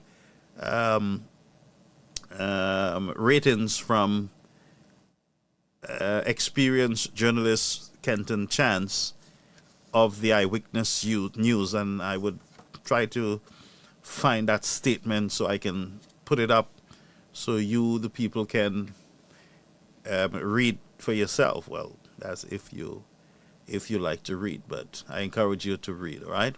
So we have 2 more minutes, 929-586-1821, and we will end the show.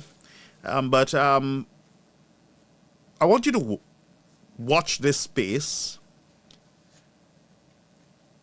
concerning the whole visa problem that the region is about to experience. Based on what I'm gathering, is that there is going to be something bigger that is going to be coming on stream, and sadly, the name of St. Lucia is going to be mentioned, highlighted in that situation, and very sad. And just because of stubborn leaders who just don't know when to stop, who don't know when to just pull the brakes and pause and stuff and be transparent. Look at where we are. Something big is going to drop, and the whole world is going to be watching. The entire world. And this is no joke. Folks, we should not be in rejoicing mood when it comes to this whole threat of visa restriction. Some of you have your parents that you would want to bring to the United States, like myself. You have your sisters, your brothers, your cousins, that you would want them to get a visa and come to visit you, or to live with you, or to spend time with you. So it is not something for anyone to be rejoicing about, as far as I'm concerned. Okay, so I have someone who just reached out to us, who went to the U.S. Embassy, and they're saying here, they said to us, we are not qualified for a U.S. visa. So here we have someone, our first individual, reaching out to us. I'm not going to expose your information. I'm not going to expose. Normally, I keep this device very secure. So I'm the only one who have access to it. So, and we have thousands of contacts that come through it. But I am seeing yours. And the person said we had every possible documents. And one of us was retired. Wow. So you have one retiree, and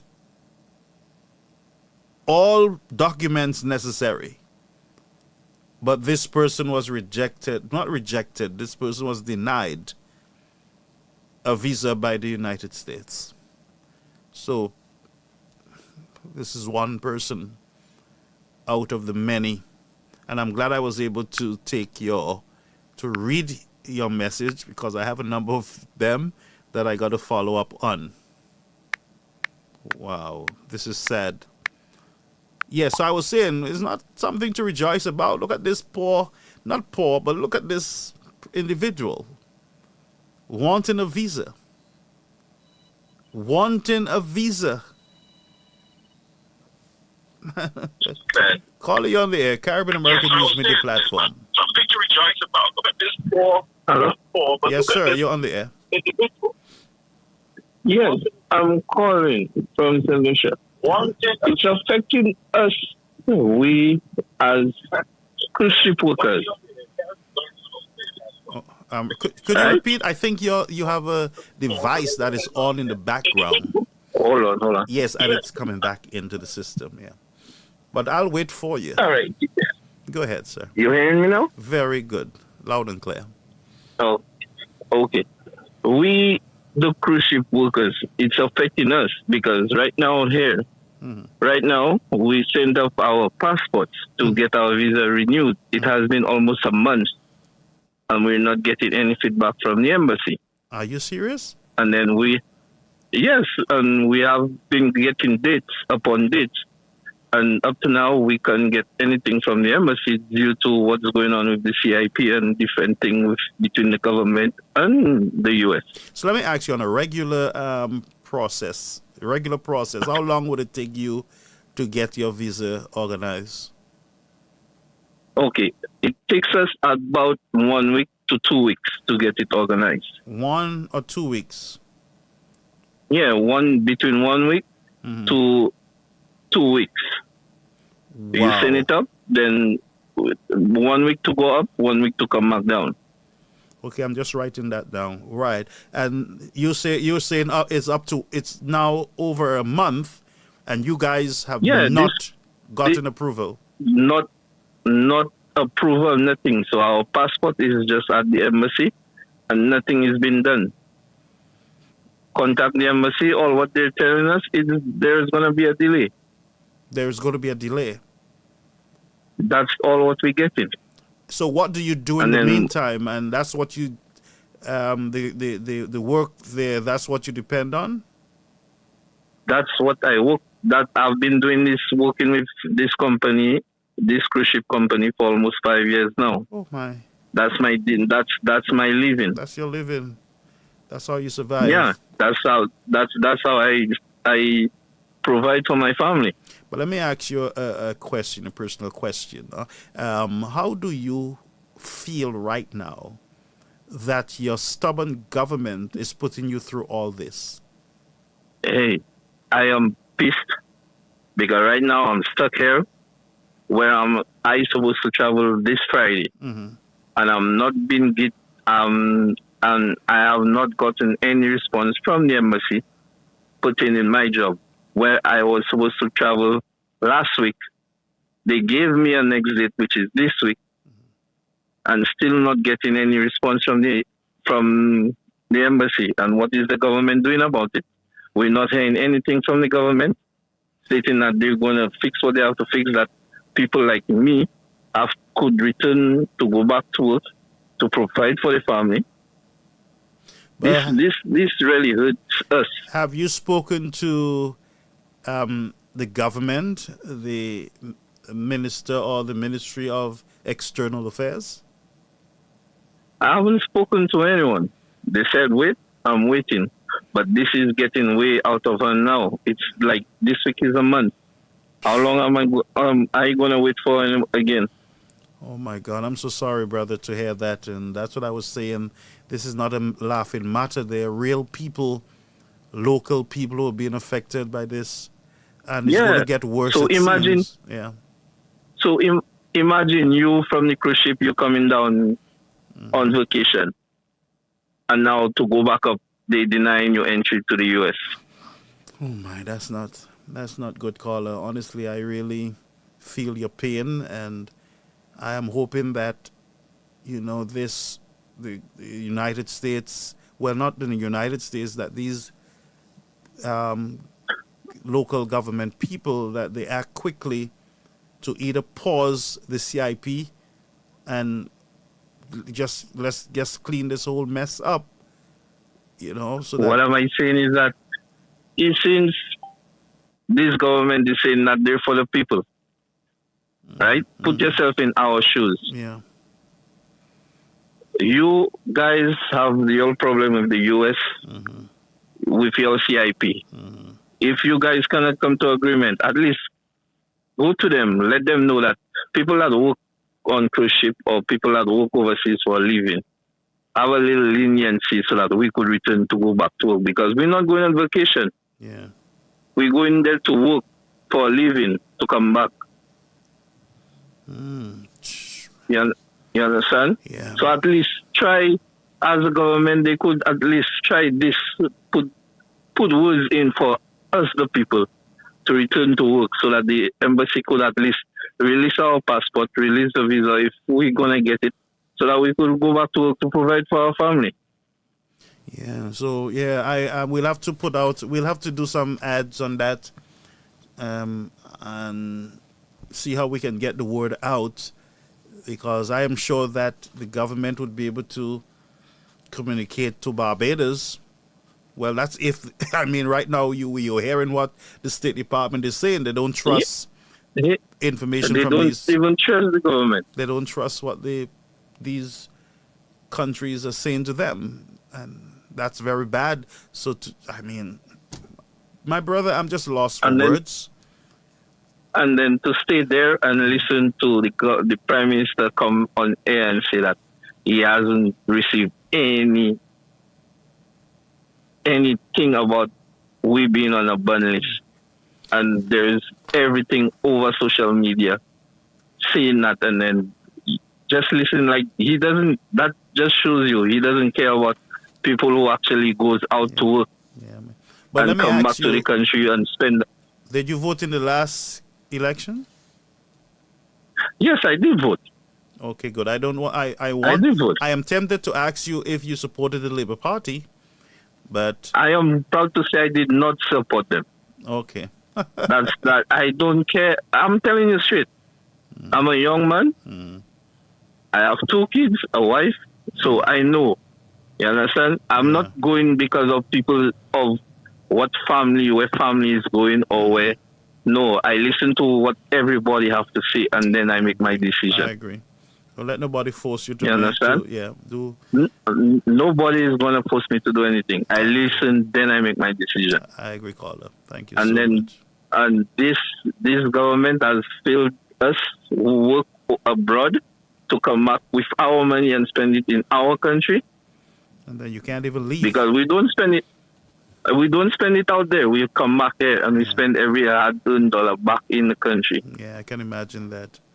Yes, I can imagine that. So you understand? So this, we here is going on a month, and that really hurts. To be every time to tell your employer that you cannot get your documents to your government and the U.S. in a back and forth. At some point, where you don't have nothing. At some point, they're going to move on. They're going to move past you all because, and that is how. Yeah, this is the chain effects of this whole CIP garbage. Is that the crews are not going to wait for you guys long. They're going to go to countries where they don't have a visa issue, and yeah, there you go. And this is not good. I mean, time is against you guys. I'm so sorry, sir. I'm so sorry. And the government is laid back and not saying anything or not trying to do anything for each people for us to move forward. Yeah, all they're telling you is Shasta. Come on, man. You know. Anyway, come on. So I'm just waiting, and then from there I'm gonna whoever I have to go to speak up. Yeah. And let's see what could be done, because I'm not gonna pay for what the government is doing. That's between the government and the U.S. Yeah. I'm not going on vacation. I'm not going on vacation. I'm not going up there to stay. I'm not going for 6 months. I'm going there to work.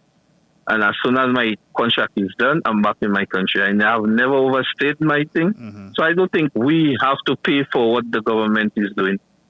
This is unfair. Yeah. So sad. So sad. This is way unfair. I'm sure that there are many others like you who are out there feeling. There are plenty. There are people just coming down on vacation. So there are people coming down to do the same thing as me, renew and then go back. But now all of us are stuck here. Jesus. So I have 3 other people stuck here. You have 3 others, right? Yeah. So I would like to hear from you guys. I would like to hear from you guys. I highlight your story next week, God's willing, on Tuesday. So I'll reach out to you so that I'm going to do a story. No problem. All right, brother? Yes. Yeah, sorry about this problem. Thank you for calling. You're welcome. So sad. So we're going to follow up on that story next week, God's willing, with the cruise ship workers who are having an issue with the renewal of their visas. So I got to have a message here again. My visa was to renew, and I was in the U.S. since 2013. I never overstayed. and I just wanted to visit friends and to do some toiletry shopping because it is expensive in St. Lucia. So this person cannot get renewal. They have never overstayed, and they were just denied. They had basically all the information that they need. Folks, I'm going to give you 2 more minutes. You can submit you can text if you don't want to call, 929-586-1821. That's WhatsApp. You can send a message if you know of anyone who is impacted by this visa situation. So this is new to me. I'm hearing now that the cruise ship folks, workers are having an issue in the country. 1 month waiting, something that would take 1 to 2 weeks. Now they're waiting over a month, and there seems to be no end in sight. And we also have retirees who are now, the United States, as I said, have the right to decide who comes in or not. You know, they can decide that. But wow, folks, this is serious stuff, and that's what we've been saying.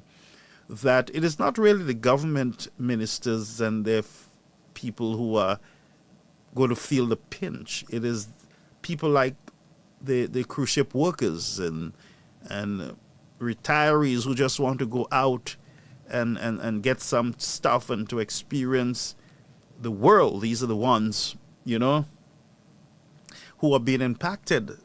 These people. And here, you heard the story for yourself. I don't know the gentleman. First time I'm hearing him. You heard him that he's having an issue there. And you saw all the communication that I'm reading to you of individuals either being denied no renewal of their visas. And it doesn't mean that the United States is not issuing visas. You know, there might be a limit, or they might just be pausing for a while, slowing down, so that they can figure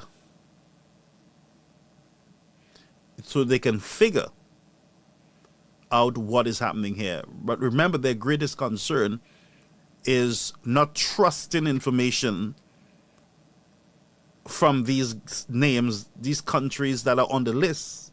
You heard the State Department lady. Let me see if I can play her again before we go. She's saying that it is a matter of trust. You know, it's a matter of trust. Let me see if I can pull her up. Let me just look at the time card so I can pull her up for you guys so you can hear. You can hear for yourself. And it is no joke. So for people who are rejoicing, you're talking about real people being impacted. No one should be rejoicing. There is nothing to rejoice about. You're talking about real people being impacted, friends. So nobody's going to come on my program to rejoice. No, sir. So let's go back over to the State Department. Let me see if I can read some of your statements to those people who are on our on GVD TV.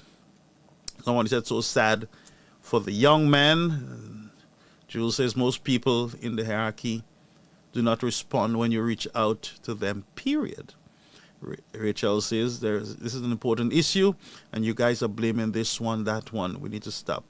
And that's to Dr. Fletcher. Alan Shastney is tirelessly working and God will vindicate. And yes. And Faye says there was one time St. Lucian was given a visa like hot bread, and that's true. It's true. That's no joke. So let's go over to the State Department one more time before we leave, and you're going to hear some of the reasons. About the decision-making or the process in that regard, but we are, of course, committed to protecting our nation's citizens by upholding the highest standards of national security and public safety through our visa process in particular, as laid out in President Trump's Executive Order 14161, protecting the United States from foreign terrorists and other national security and public safety threats, the visa adjudication process has got to ensure that U.S.-bound foreign travelers do not pose a threat to the national security and public safety of the United States. That is, I think, a very low bar, and is a bar that every nation should be able to adopt. To protect the national security and national interests of the United States and its people, the Department of State and other U.S. government agencies assess other countries' security capabilities, information sharing, and identity management practices, exploitation of the U.S. visa system, such as overstay rates, and failure to facilitate the repatriation of their removable nationals. So, noting where a country, perhaps as you did, is located, the geoposition, the actual location of a country, is not a factor, or what continent that country is on. These are about very specific aspects about whether or not the United States feels it can trust the information we rely on those countries for to determine whether or not they'll get a visa. We don't, we rely on the vetting and the presentation of information from other nations in order to say, yes, you can or you can't come. In this particular instance, I think that it's clear as we're looking at providing a period of time, countries being told if they don't get to that point where we can trust them, then they've got to change the system, update it, do whatever they need to do to convince us that we can trust the process and the information they have. So that is the goal of this. The Secretary will have the discretion to determine whether or not someone is on that list, as we then also continuously vet the nature of what's happening within these conversations. And the goal is so that we can all move forward, so that people can come to the country. And that's our goal. All right. Yes, sir. Yeah, but I don't know why you're so far in the back, Michelle, but I'm sorry. With NPR, yes. Yes. Just following up on that, there was a deadline given for these 36 countries tomorrow to come up with their action plan. I wonder if you've heard back. No, that's incorrect. I can just tell you that that's not correct. The fact is that they will have a considerable amount of time to rectify whatever the situation is that the State Department is determined is affecting the nature of our trust in how we issue a visa. All right? Yes, and we'll take... Yes, sir, with the beard there. Yes. Thank you. Has the United States... Can you tell me your name, sir, and your outlet? Mustafa Abdo, Shafaq News. Okay, welcome aboard. Thank you. Has the United States received any official request from Baghdad to help prevent... Folks, just bear with me. I have something that I want to share with you that just came in. Bear with me, folks. Just give us a few minutes. I have something that I want to pull in to our system. Okay, we're going to take this call while we try to pull it in, all right? Yeah, caller, you're on the air. We're going to take your call for a few minutes, and then I have something that came in that I want to share. How are you, caller? Okay. I'm good by the grace of God. Amen. Amen. Pastor Gospel. Mercy.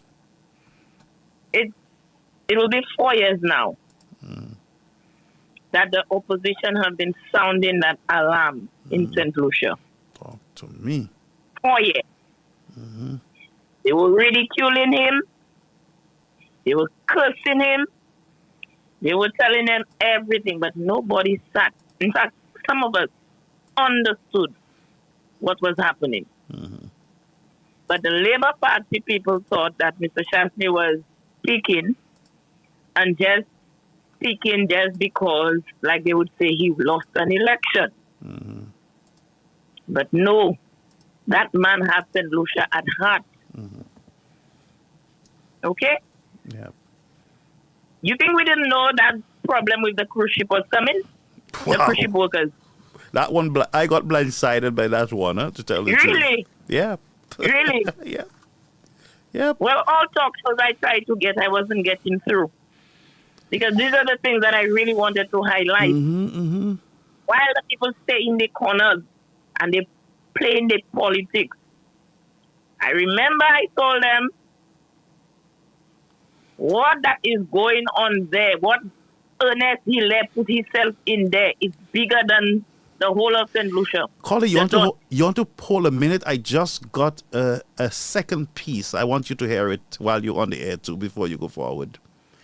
So Yeah, I'm going to ahead. read it. I'm not going to expose my sources, but I'm going to read it, okay? And I want you to comment on it too. I am sending you this information on behalf of a friend. They support the government. And I'm not going to go further, but I'm going to read the rest. Husband and wife went to Barbados in March, first-time applicants, and was denied. Many St. Lucians have been denied, but they will not speak out. Okay, so here is someone confirming now these individuals, I guess they don't want to talk because they supported the government, of course, but then they are feeling the whiplash of this whole situation. And like I said, the embassy at times will deny and they will approve, but we've seen a trend so far. All right? Go ahead, caller. And that is where the ignorance of our people creeps in. The ignorance of those that think that they are more educated than the ignorant people of my country that did not go to school. The young people like the Rihanna Isidors and the Lisa Jawaye and the how do you call them, the Monday Lewises, these young people getting involved in this kind of things that is going on there, stopping the progress of our people, Garfield. The Kenton Casimir, they're going inside of there. Say politics you're doing. These people don't know jack shit about what they get themselves into their Garfield. And it's our people that is paying for it. What these people know about politics? What? They don't study it. Like I tell them, I didn't go to school, but thank God for the wisdom that He gave to me. What does these people know about that today? Can you imagine?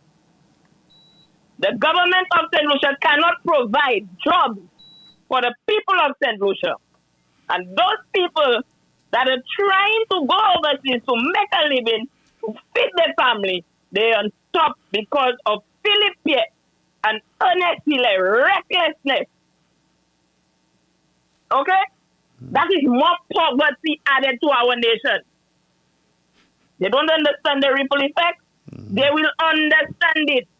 And the worst thing I feel, when you are in a political game where the giants are involved, if the citizens don't agitate, it's like they like what the government is doing and they will press more. That's why I have been telling St. Lucians to stand up, speak out. You all don't need the National Trust. You all don't need the Chamber of Commerce. Stand up, because if these big countries don't see you agitating, they're thinking that it is okay with you, that you are giving your leaders the right to do these things. And they will press, and they will press harder. Now, my next concern, I'm going to Julian Alfred. You see this girl, St. Lucian? You all have to pray for her.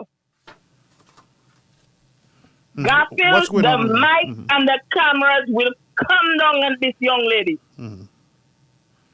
You see the news Mr. Martinez say, or whoever said that will hit St. Lucia? You all have to pray for Julian Alfred.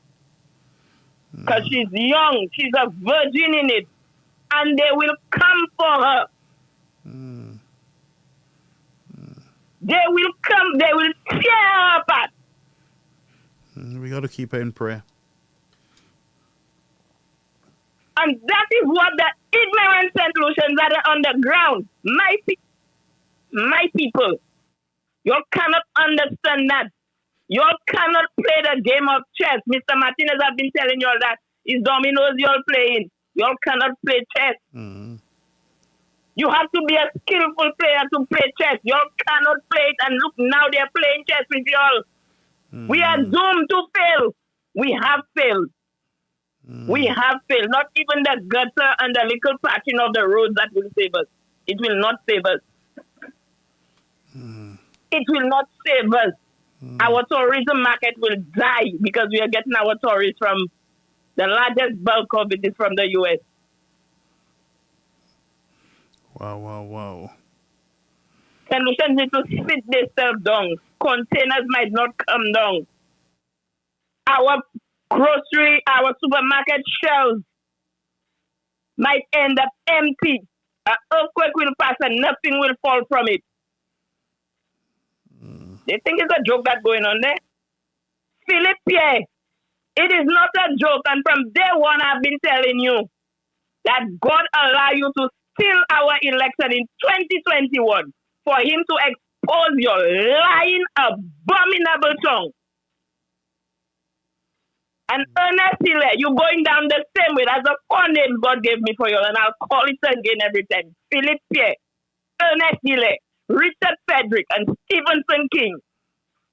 It's coming for y'all. And you all will get it. Have a good night, Garfield. Thank you, my friend. That was our friend Alison there. So, folks, here is our final report, and this is from Hot 7 News concerning a gentleman who was deported to St. Lucia. Let's go over to that piece. Deported from the United States. According to Bellas, the deportation process was initiated following his appearance in court in response to a summons. In an interview with members of the media, he detailed the proceedings and described the experience of undergoing deportation in the United States. I went to court, and when I arrived at court, the clerk informed me that there was a warrant for my arrest. And then I told the clerk that the notice to appear that I had in my hand, it was dated for that exact date, so there must have been a discrepancy or some kind of confusion. The clerk informed me that she was going to talk to her superiors and she would come back to me. He told me hang tight. When she came back, she was escorted by several police officers. I asked them what was the reasoning for them coming around, and they told me that they had to take me to another facility because the warrant said that they had to bring me before a judge at that exact moment. So I told the officers that what is the reasoning for the warrant, since I presented them with a notice to appear. They told me they couldn't answer my questions, and they kind of made a mockery out of the situation. Thereby, I said I did not consent to the proceedings. And when I said that, they immediately forcefully attacked me. I was pressed to the ground, and almost in like the way I would say Eric Garner was attacked and killed. So then I began wailing for help. I didn't get no help. I was escorted then to the other facility. He further alleged that he was subjected to a violent assault by police officers after expressing his refusal to comply with the proceedings. According to his account, the decision stemmed from the fact that he had not been informed of the charges brought against him. Immediately, I was pepper sprayed and I was beaten down. There was one particular officer that I remember, a female officer. She was punching me in my back and stuff like that. And I just started to try to ball my hands so I can protect my face. They told me to put my hands down, and if I did not do that, then I'll be in more problems. So I then tried to comply with what they were saying. They pepper sprayed me again, and then they put a bag in my face. At that point, I thought I was going to die. Several minutes later, when I woke up, when I was kind of finally conscious of what was going on, I was in a room, in a cold room by myself, and I was just in a lot of pain. The remainder of that night, I just wallowed in pain until it was the following day. And the following day, I was able to see a judge, but I couldn't see because of the pain. Every time I tried to open my eyes, I was in so much pain. But I was able to see the judge. I asked the judge the reason as to why that I was being detained. The judge didn't answer, but proceeded to go on with the proceedings for the traffic violation. Those charges for the traffic violations was immediately discharged, and I thought I was going home, but then another officer informed me that ICE was there. They had placed a detainer on me, and that I would be deported back to St. Lucia. After being detained by U.S. Immigration and Custom Enforcement, Bellas was deported to St. Lucia. Upon his arrival at Hiranori International Airport, authorities reportedly found no record of his travel documents or passport, raising questions about the circumstances surrounding his deportation and entry processing. May 24th, I was then flown in by Global X to St. Lucia. We arrived at 4 a.m. in the morning, and there I was in cuffs and chains, and they asked one of the authorities from St. Lucia to sign off on the document. before the handcuff was taken out of my hands and all of the chains, and then I think somebody came onto the plane, did that, and then I was able to come out and then go into the interview room. And what I found surprising when I got into the interview room, the young lady that was interviewing me, she asked me, "Mr. Bellis, where is your travel documents? Where's my passport?" I said, "I just came from the plane. I thought you had my travel documents." And thereby I realized that the way that ICE was moving was in a very furtive and very mendacious way. And I realized most of the things that was going on was under deception, because you cannot tell me that I took a plane 3 hours from America to St. Lucia, and then when I got there, you asked me for travel documentation. Returning to St. Lucia after a prolonged stay abroad, he has confirmed that he will not be returning to the United States in the foreseeable future. He emphasized that the struggle is far from over, describing it as a global issue affecting people of color. He also expressed hope that the government of St. Lucia will implement measures to assist deported citizens in reintegrating into society and rebuilding their lives. So there was 3 of us that was detained and that was deported. 2 of the guys left St. Lucia when they was 9 and 6 years old. And when they got back here, they was telling me that they don't have no family members. One of the guys, he said he had an uncle, and another guy, he said he don't have nobody. The only thing he remembers is that he's from Castries. So when we was leaving, after the interview, the officers came to me, "Mr. Bellis, Mr. Bellis." I said, "What's going on?" They said, "We have a situation here. Can you take that guy with you?" And I was like, "Is there any kind of incentives or kind of programs for people that are returning, and how do we integrate these people back into society?" Because it's one thing for we to accept, the nation to accept deportees, but another thing is for them to have or to properly reintegrate those people into society. Because if we don't do that, then it's like you're bringing a problem on your hand. For Hot 7 TV News, Josiah Bissett reporting. Oh my boy, oh my. So the government knew that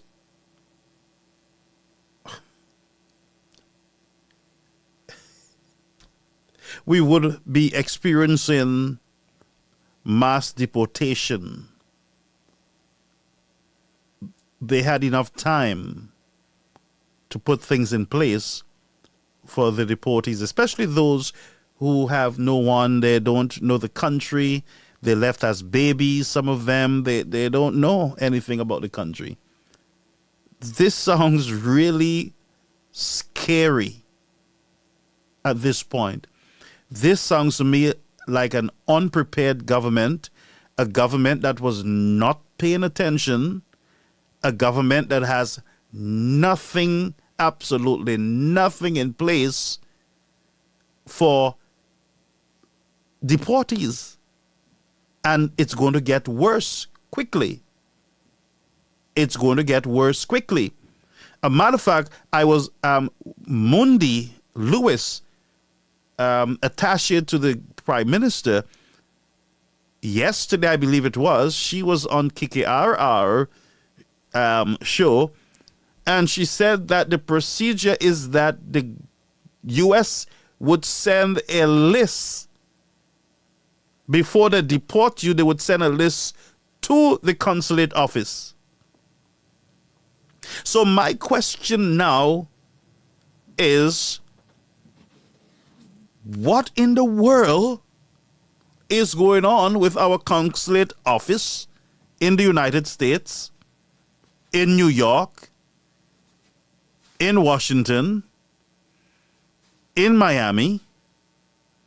What in the world is going on? Prime Minister don't know. Police don't know. Immigration don't know. And the immigration is saying to the young man, "Oh, there's another guy. Could you take him with you?"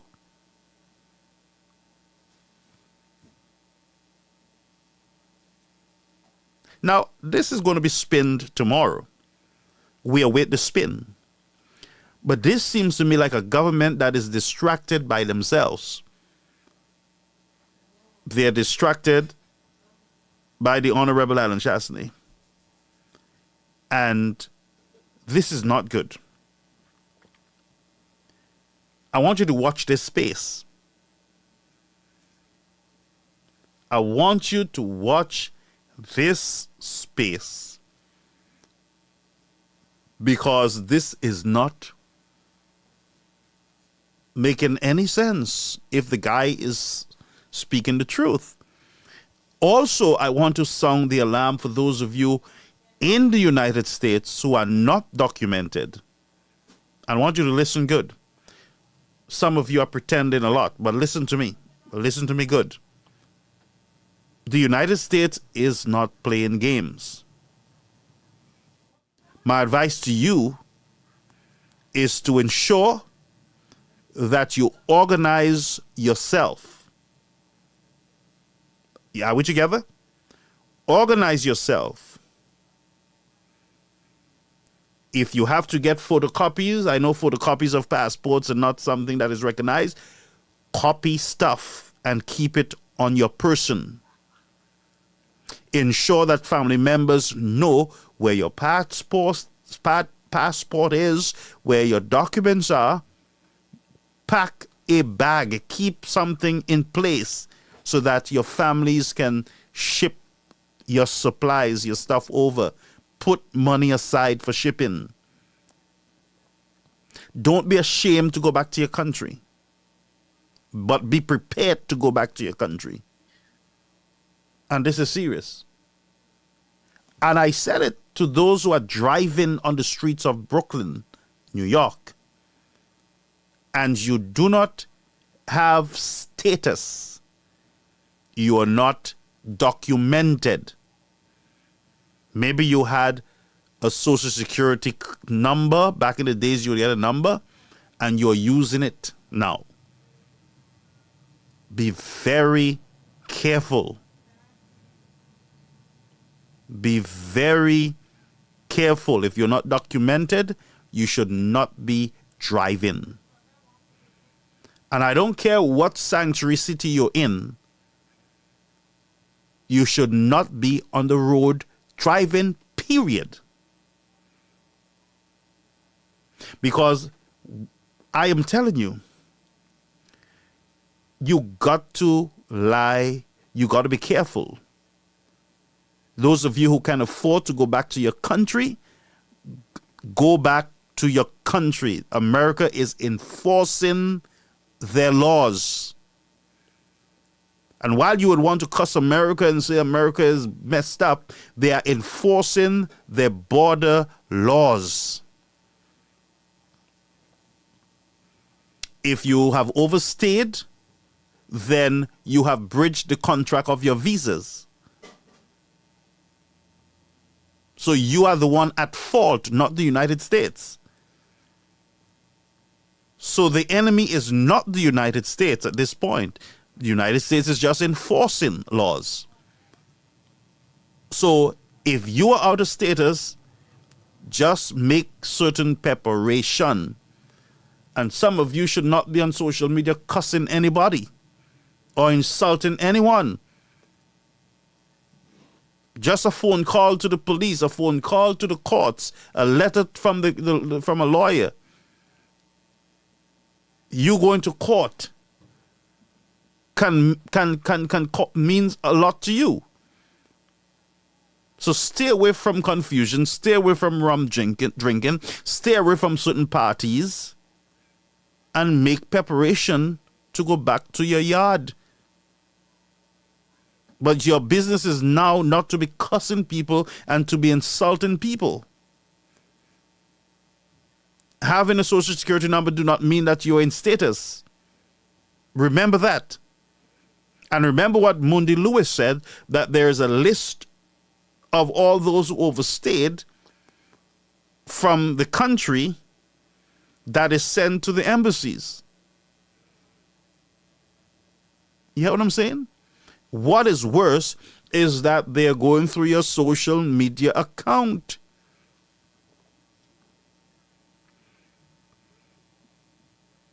So those of you who like to talk, be careful.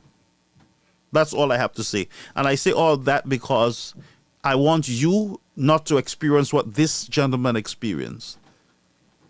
And we see this aggression whether it's a senator, whether it's somebody else here in the United States, we see that aggression from immigration, from ICE, from the enforcement agencies. The aggression, we see them coming. They come in because in their mind, they don't know who you are. Basically, they think that you might attack and blah, blah, blah. So they come with aggression.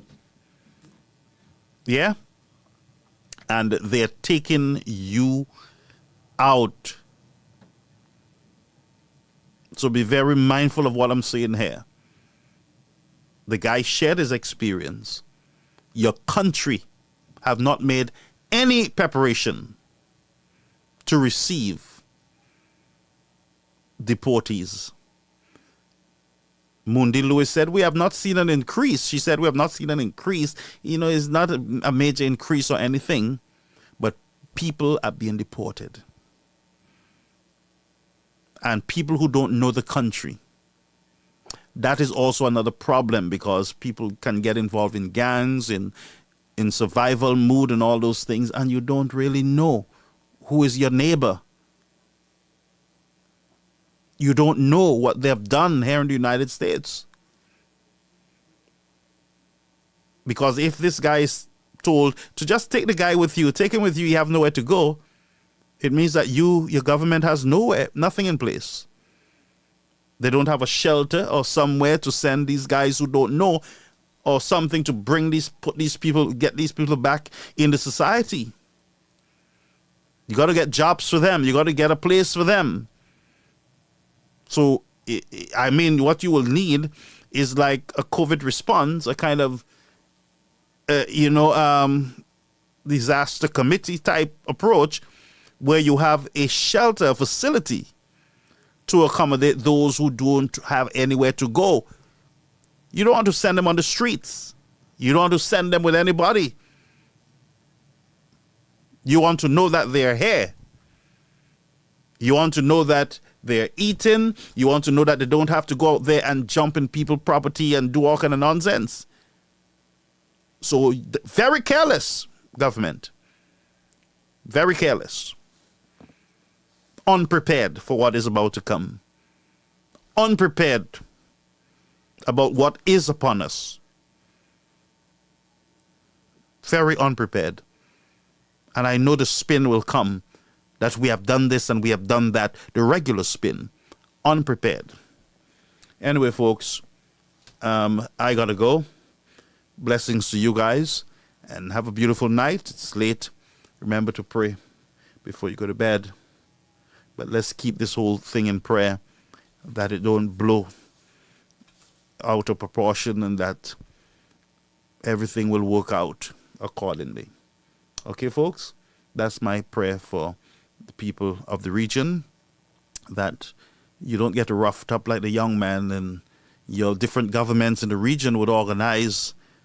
Right now, they're late, but they need to get into gear and start making arrangement for those who are coming back, for their employment, for their shelter and everything else. Things is about to turn, not for the better, sorry to say. But these are just perilous times that are upon us, and we got to prepare for them. Folks, thank you for being here with us on Caribbean American News Media Platform. It was a pleasure being here with you, spending the extra time, and I look forward to seeing you again on another broadcast. I have a number of messages coming in, but what can I say, folks? Enjoy.